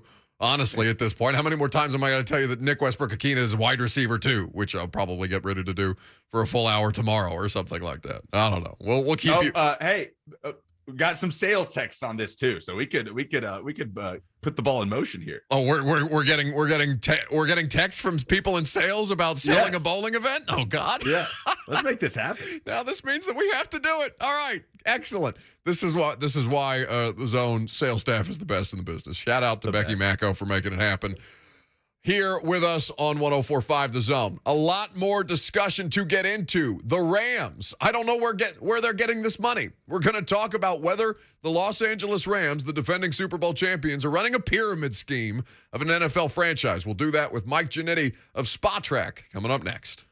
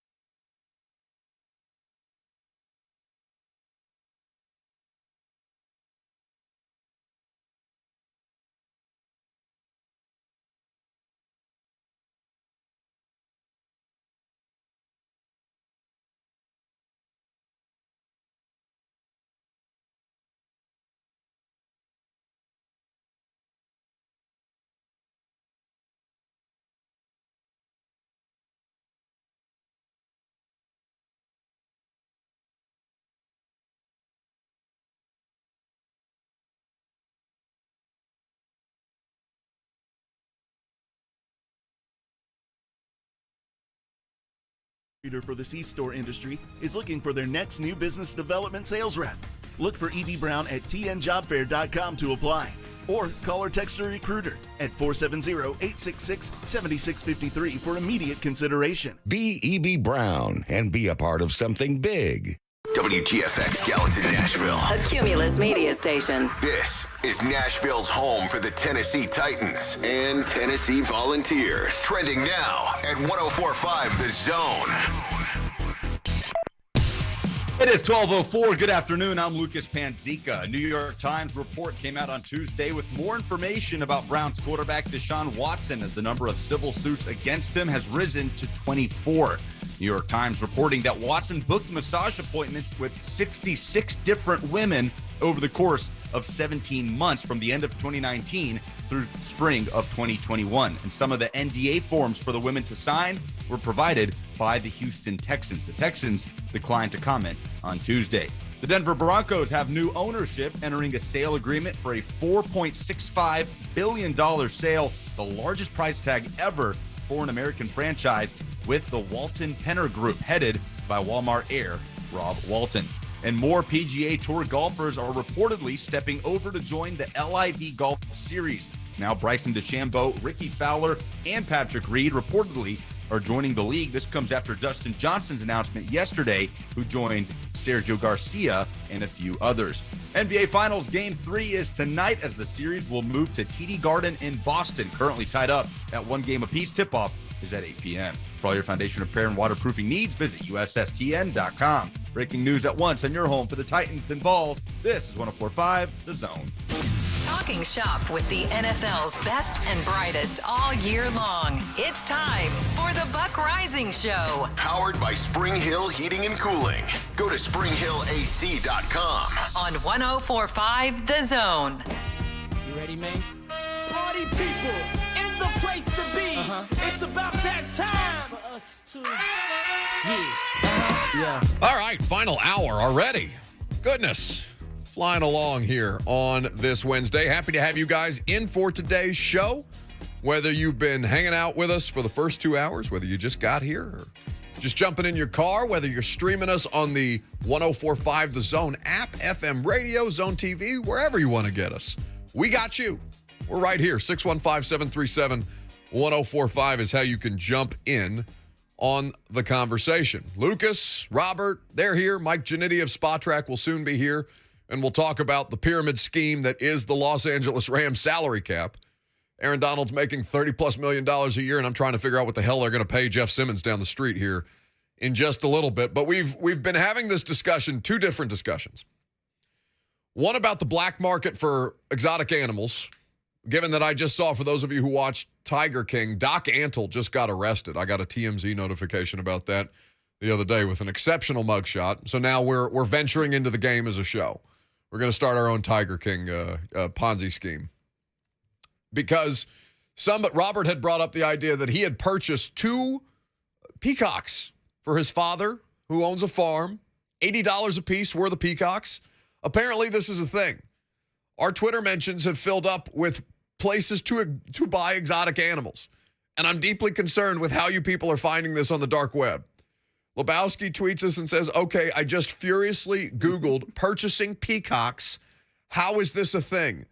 He's giving us a place in Salisbury, North Carolina, Robert, for $100 a pop. Oh, that's too rich. Very healthy. Too rich for my blood. 9-month-old. Better deal than that.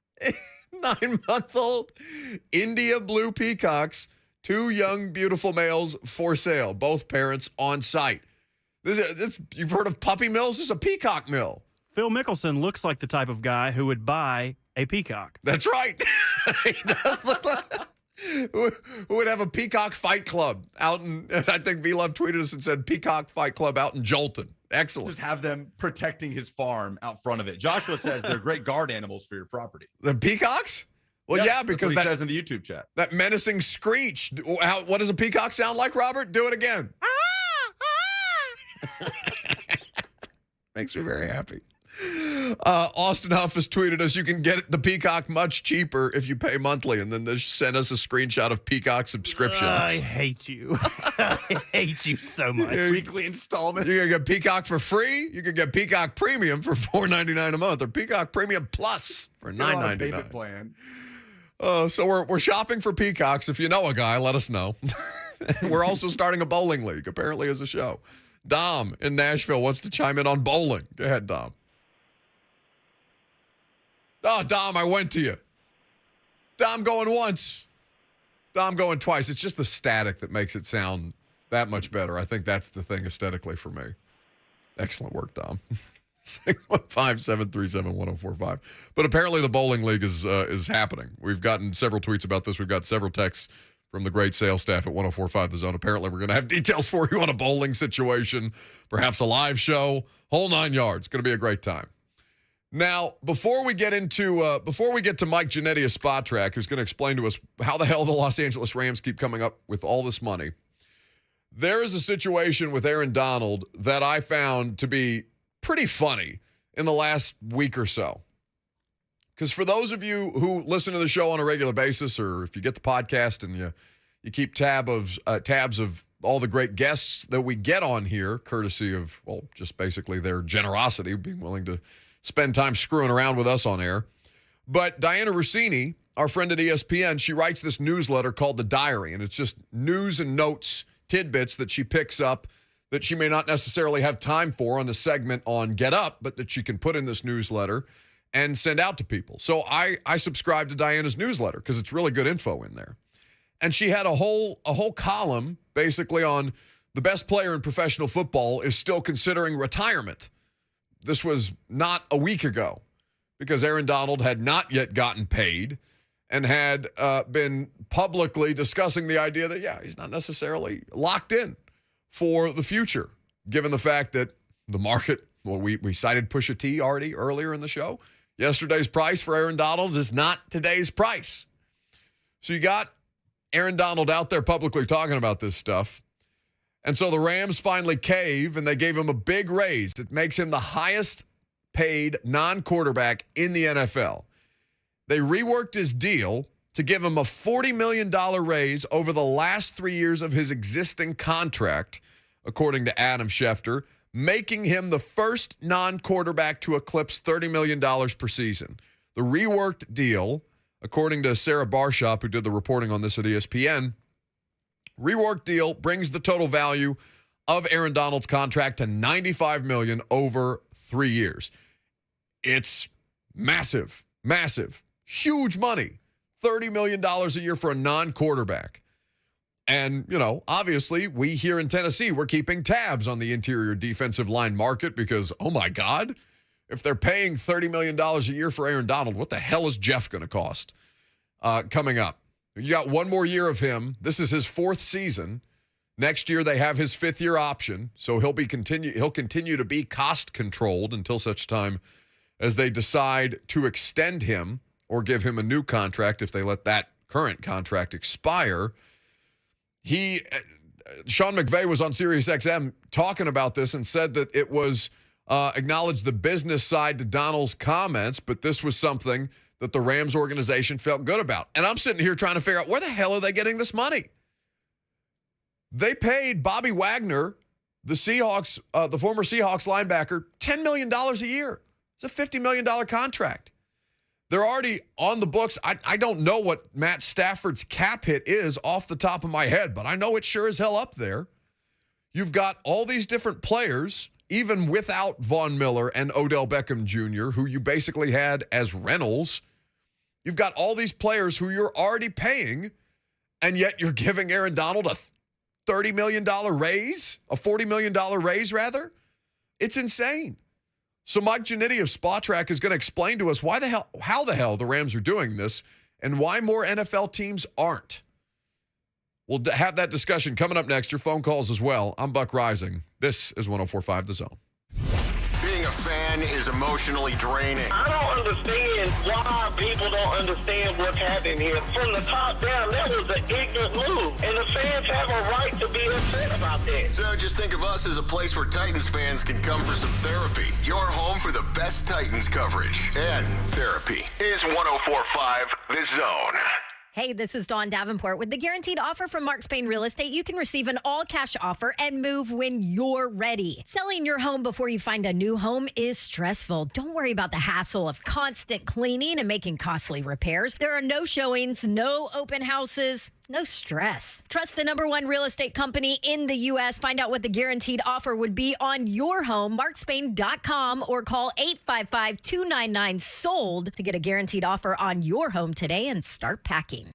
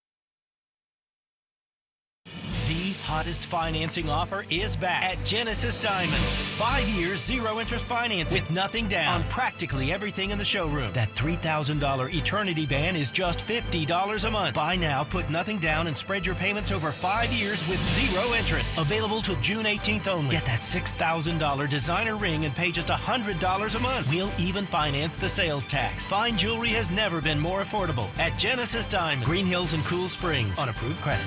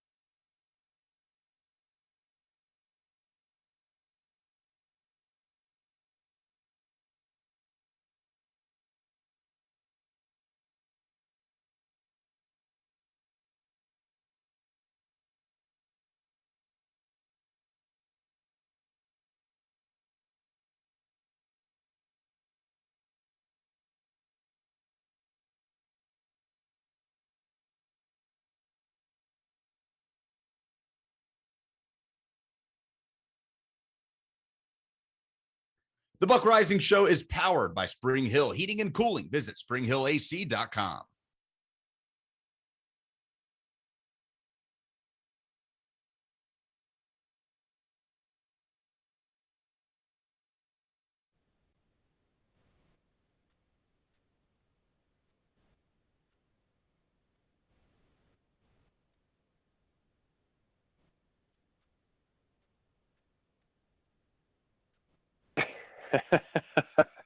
Yeah, it's certainly about buying in, isn't it? And I guess the difference is at some point in time, it is going to come crashing down. But they can kind of even leverage how that's going to happen to them, right? They kind of know exactly how this is going to work over the next 2 years. And that's really what it comes down to. It's about understanding your window, understanding who you are right now, and dealing with who you're going to be later.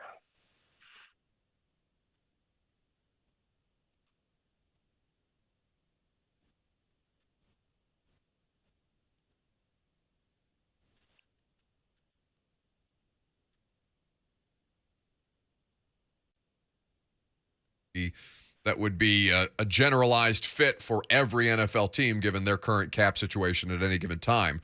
But I'm looking at this, Mike, and still kind of blown away by the aggressiveness of it and the lack of aggressiveness from the rest of the NFL teams who may be in a similar situation to the Rams. I think a lot of it has to come down to coaching. And I'm not sure that's being talked about enough because a lot of these teams that are going all in to some degree, but not to the level that the Rams have, like let's talk Broncos, for instance, right? I mean, there's so much new to the Broncos. It's not just Russell Wilson dropping on that team. It's a completely brand new coaching staff coming along with him. So the fact that they had the Rams, this Sean McVay system and this less needed, mindset with the general manager coming down, the fact that was already in place and kind of baked into the system, it makes it a heck of a lot easier for players to hop on board, get their contracts figured out, and then just dive in. So I do think that's a big element that other teams may not have at their luxury right now that's holding them back from going 100% all in financially. When you're doing this, and we'll talk about implications for Jeffrey Simmons as the next stud defensive tackle who's probably up for a payday post Aaron Donald in this $30 million plus annual average salary that he's going to be making with the $40 million in new money that the Rams have just given him. But when you're studying this, Mike, just from a league-wide perspective, what trends kind of catch your attention? We're talking about the Rams obviously right now, but like what trends have you noticed over the course of the last couple of years that you've kind of made note of, or is it a more like team-specific approach from your perspective?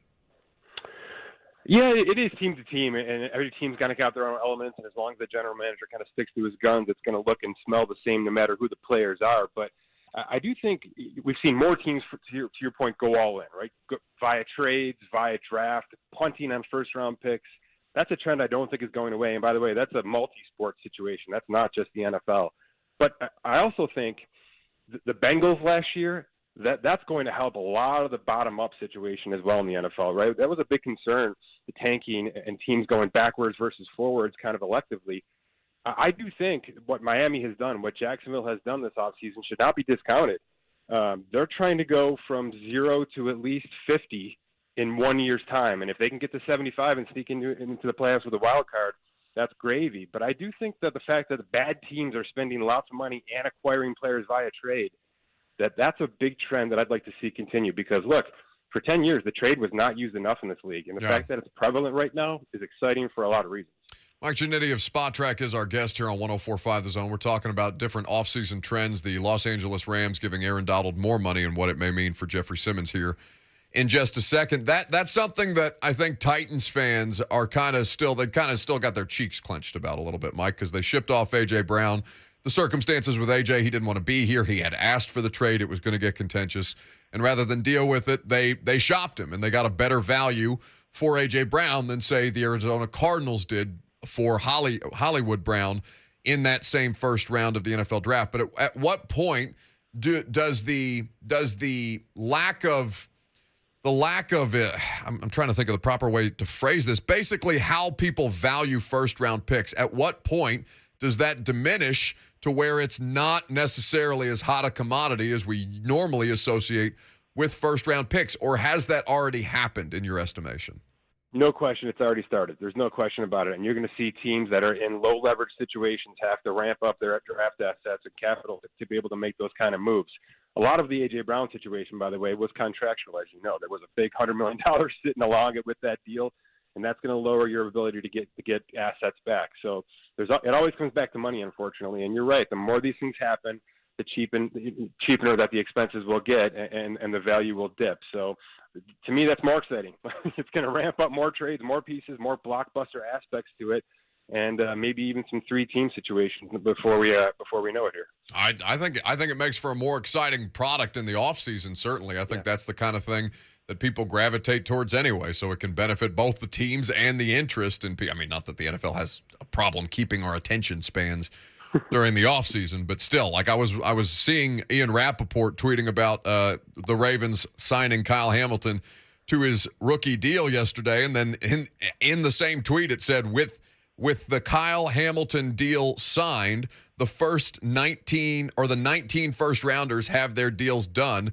The only one that is unsigned is Kenny Pickett, which would mean that many teams did not have a first round pick at that point in this year's NFL draft, which I knew at the time, but still kind of caught me off guard to see it again in print. Mike Giannitti of Spot Track here with us on 104.5 The Zone. So if Aaron Donald is worth what he is being paid now, understanding that they have done creative accounting with the cap hit to make sure that this deal can remain feasible over the next 3 years, how much does this impact Jeffrey Simmons, who is cost-controlled this year and on a fifth-year option next year?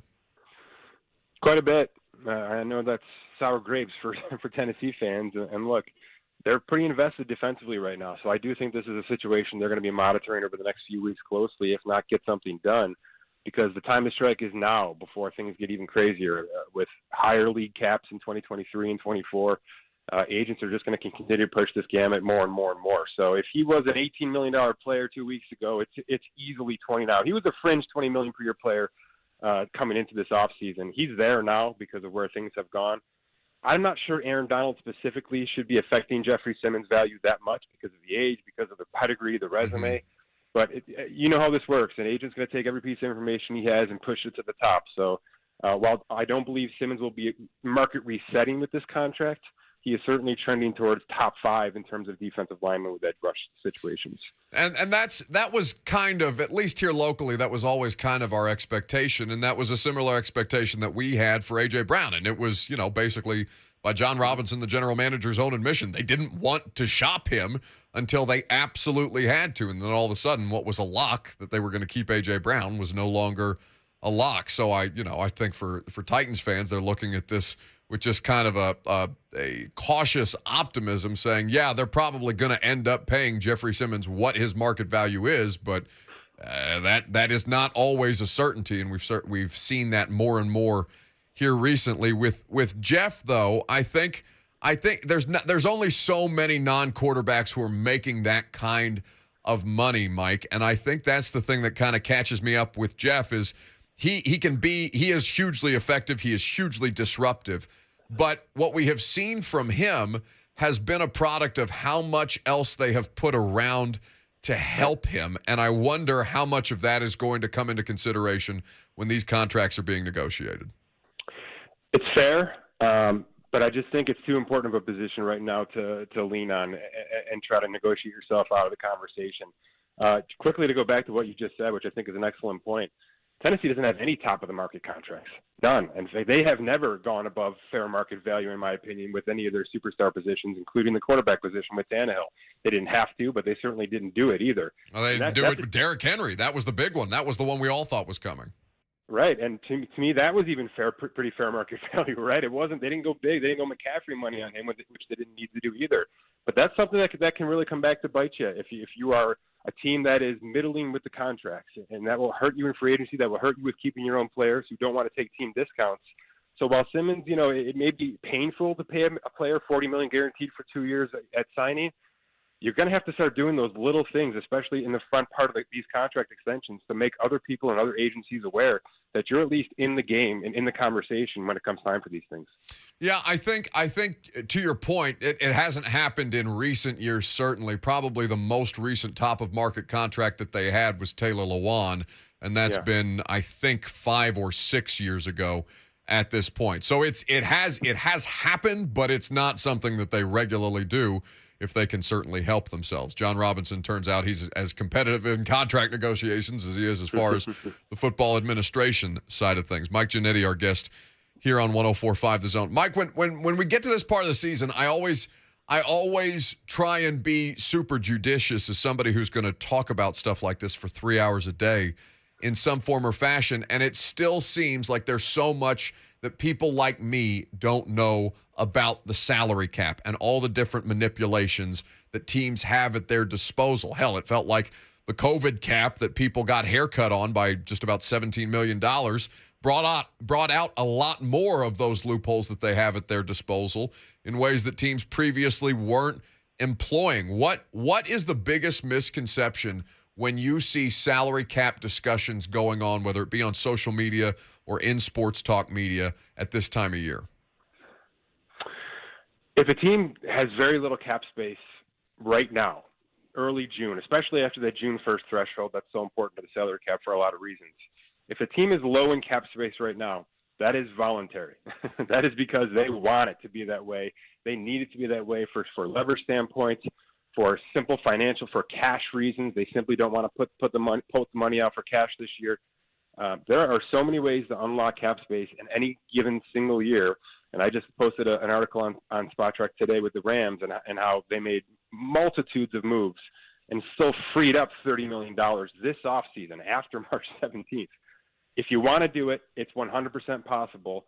So there really is no discussion about they can't fit them in. It's possible.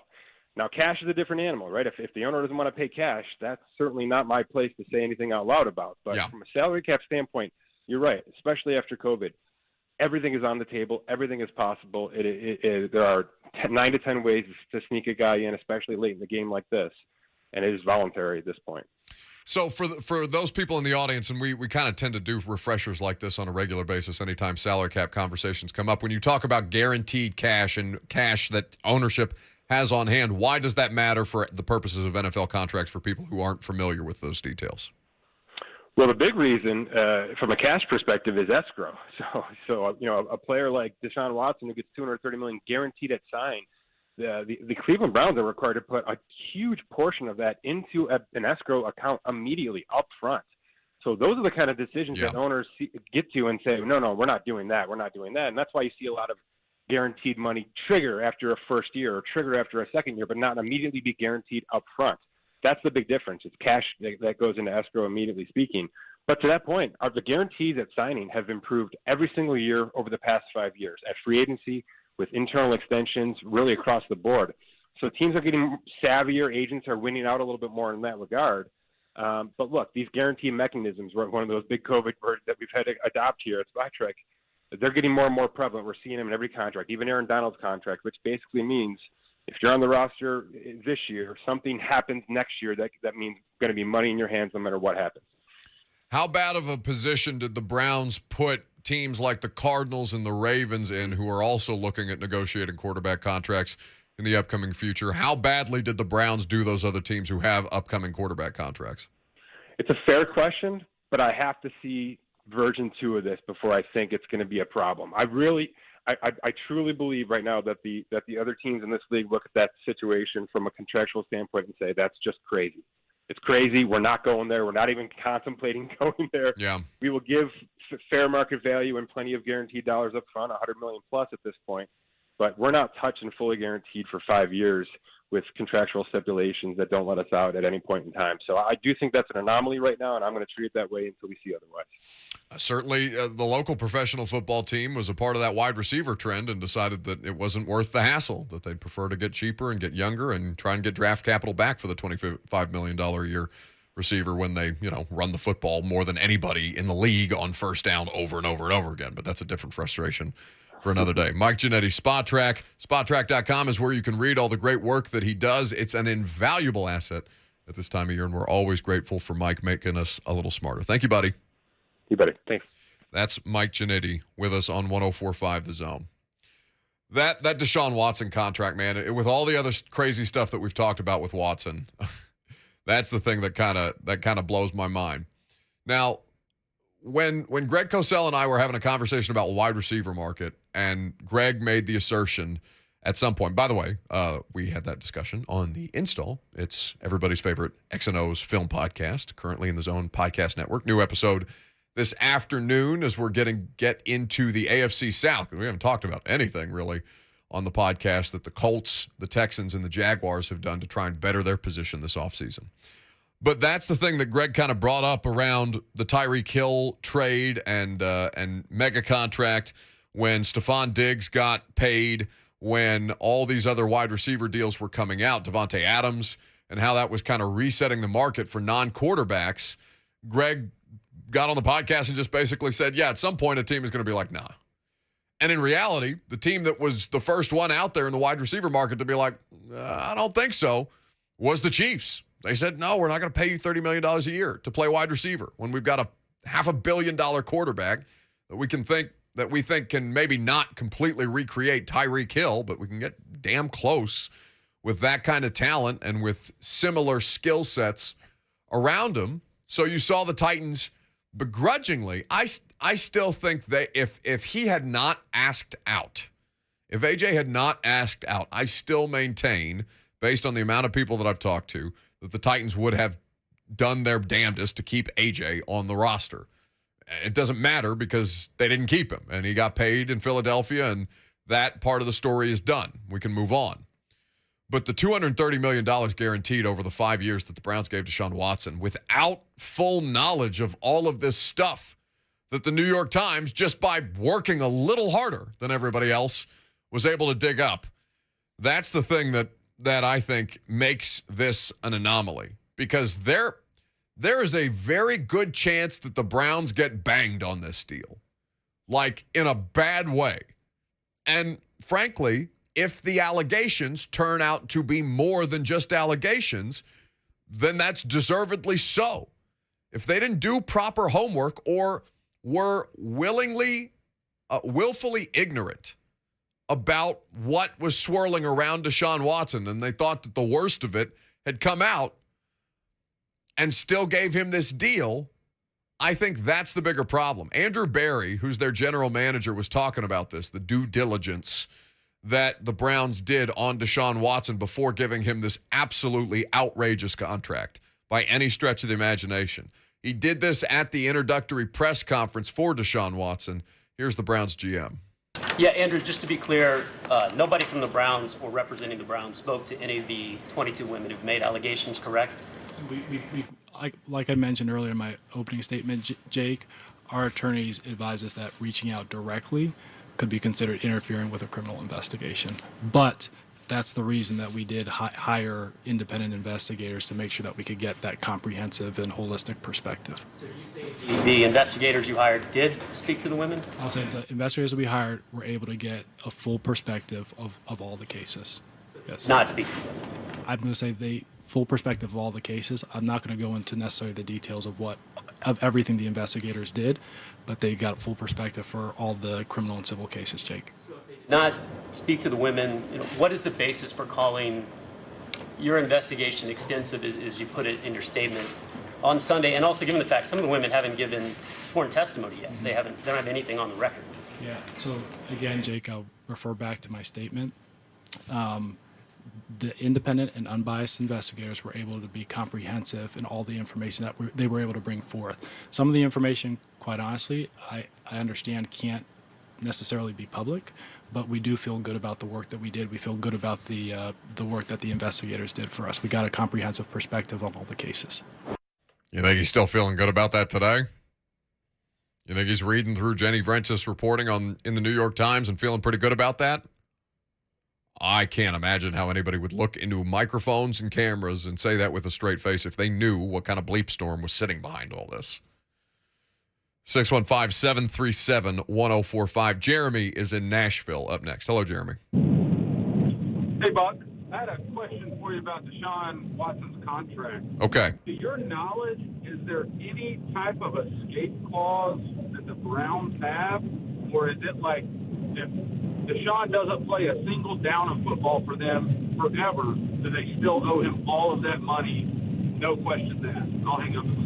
It's a good question, Jeremy, and I'm looking at some of the details. Again, Spotrac has that, Lucas, I'm an idiot. That would have been a really good question for Mike Giannitti. I wish we would have asked him that because I don't have that available at my disposal. I'm looking at his contract right now on Spotrac.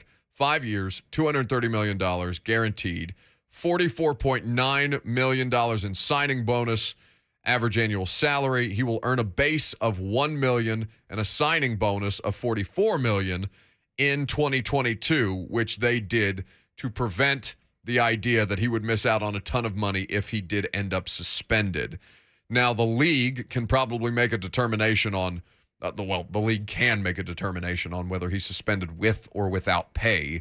That is up to the league office. But I'm looking at his contract right now as far as cap hit and escape clauses and things of that nature.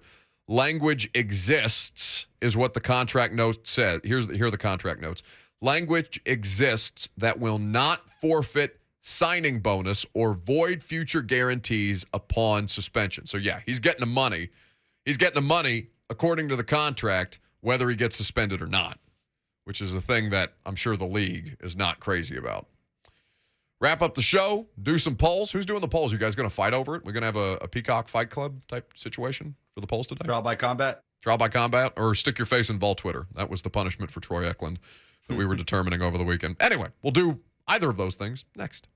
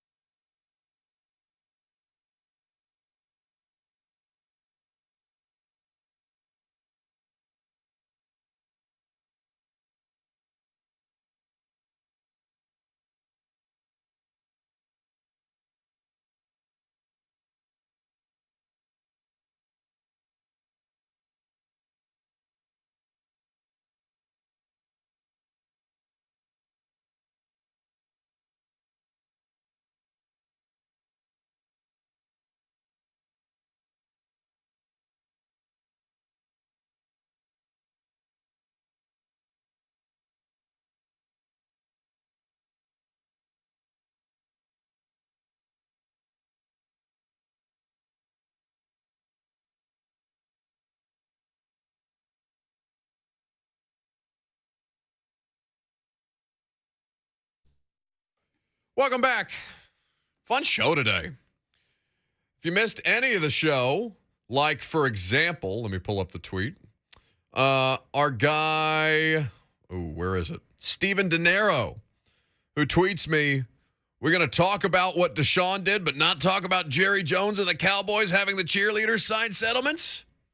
Well, we sure are, bud. We did that in the first hour.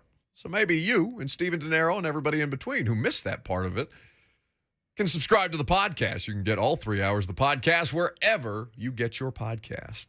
Follow, rate, review. Great interviews. Mike Giannetti of Spa Track, Haley Murphy today, Kevin Byard yesterday. Lucas, who's on the show tomorrow?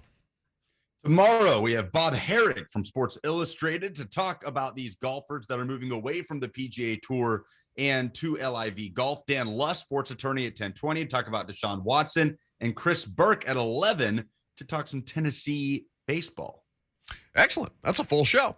So how are the polls going to work, Robert? How do you want to do this? Since you're sitting literally on the control board, I feel like you get to make the final determination as to whether you or Lucas does the polls. Yeah, I'm going to click buttons and hope somebody talks.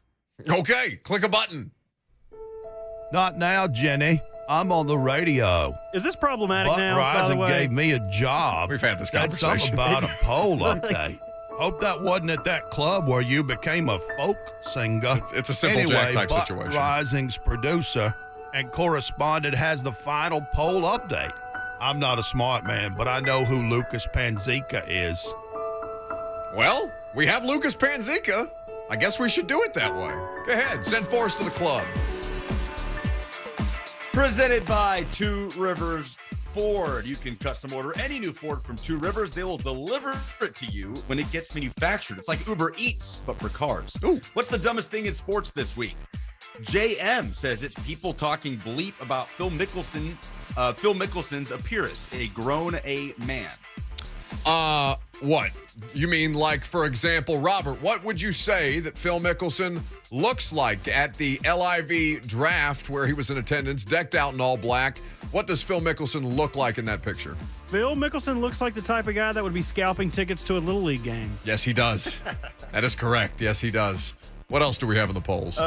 Puka says, dumbest thing in sports this week, Deshaun Watson's attorney in his big, stupid mouth. Yeah. Does this year prove that the NFL has a cover-up problem? 87% say yes.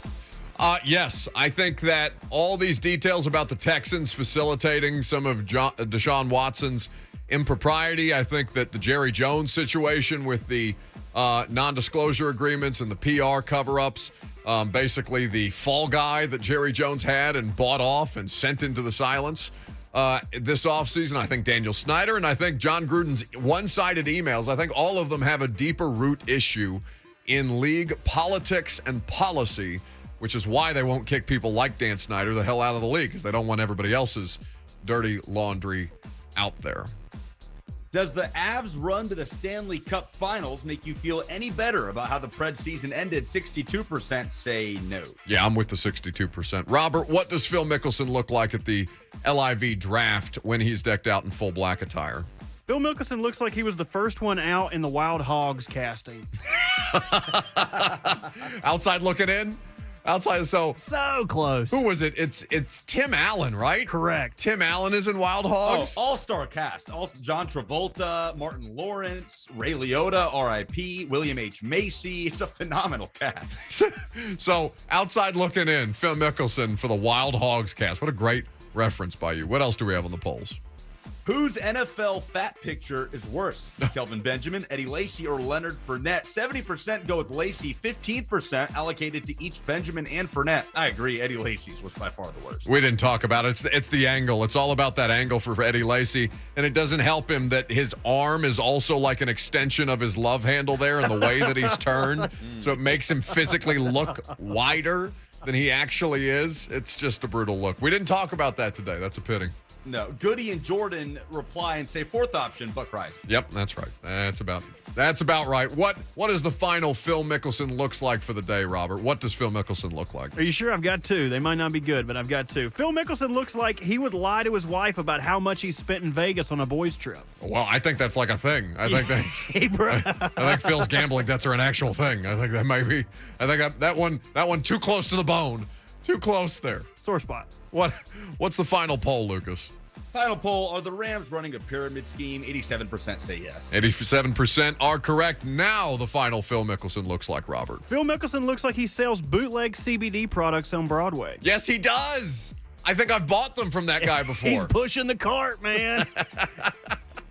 Yeah, just make sure those things are. The Broadway, it's just a hustle. I appreciate people who are out there trying to make money. And if I've had too many tequila sodas after a day and I'm trying to buy some off-market cart CBD products, then perhaps that's the route that many of us have chosen to go down. Instead of street meat, street CBD. Tough scene. Those the polls, Lucas? Those are the polls. Look at that. I think this went pretty well. I don't know how everybody else feels about it, but I think it went pretty well.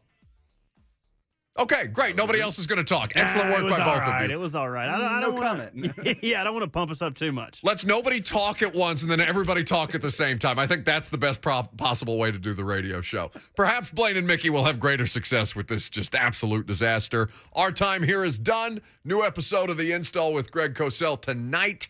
Make sure you check that out on the 104.5 The Zone YouTube page. Go ahead and hit that subscribe button for all of the great digital exclusives being produced there, and all 4 of the live shows, which includes Blaine and Mickey, which you can subscribe to right now. And you can hang out with Blaine and Mickey for 2 hours and 3HL after that, right after this.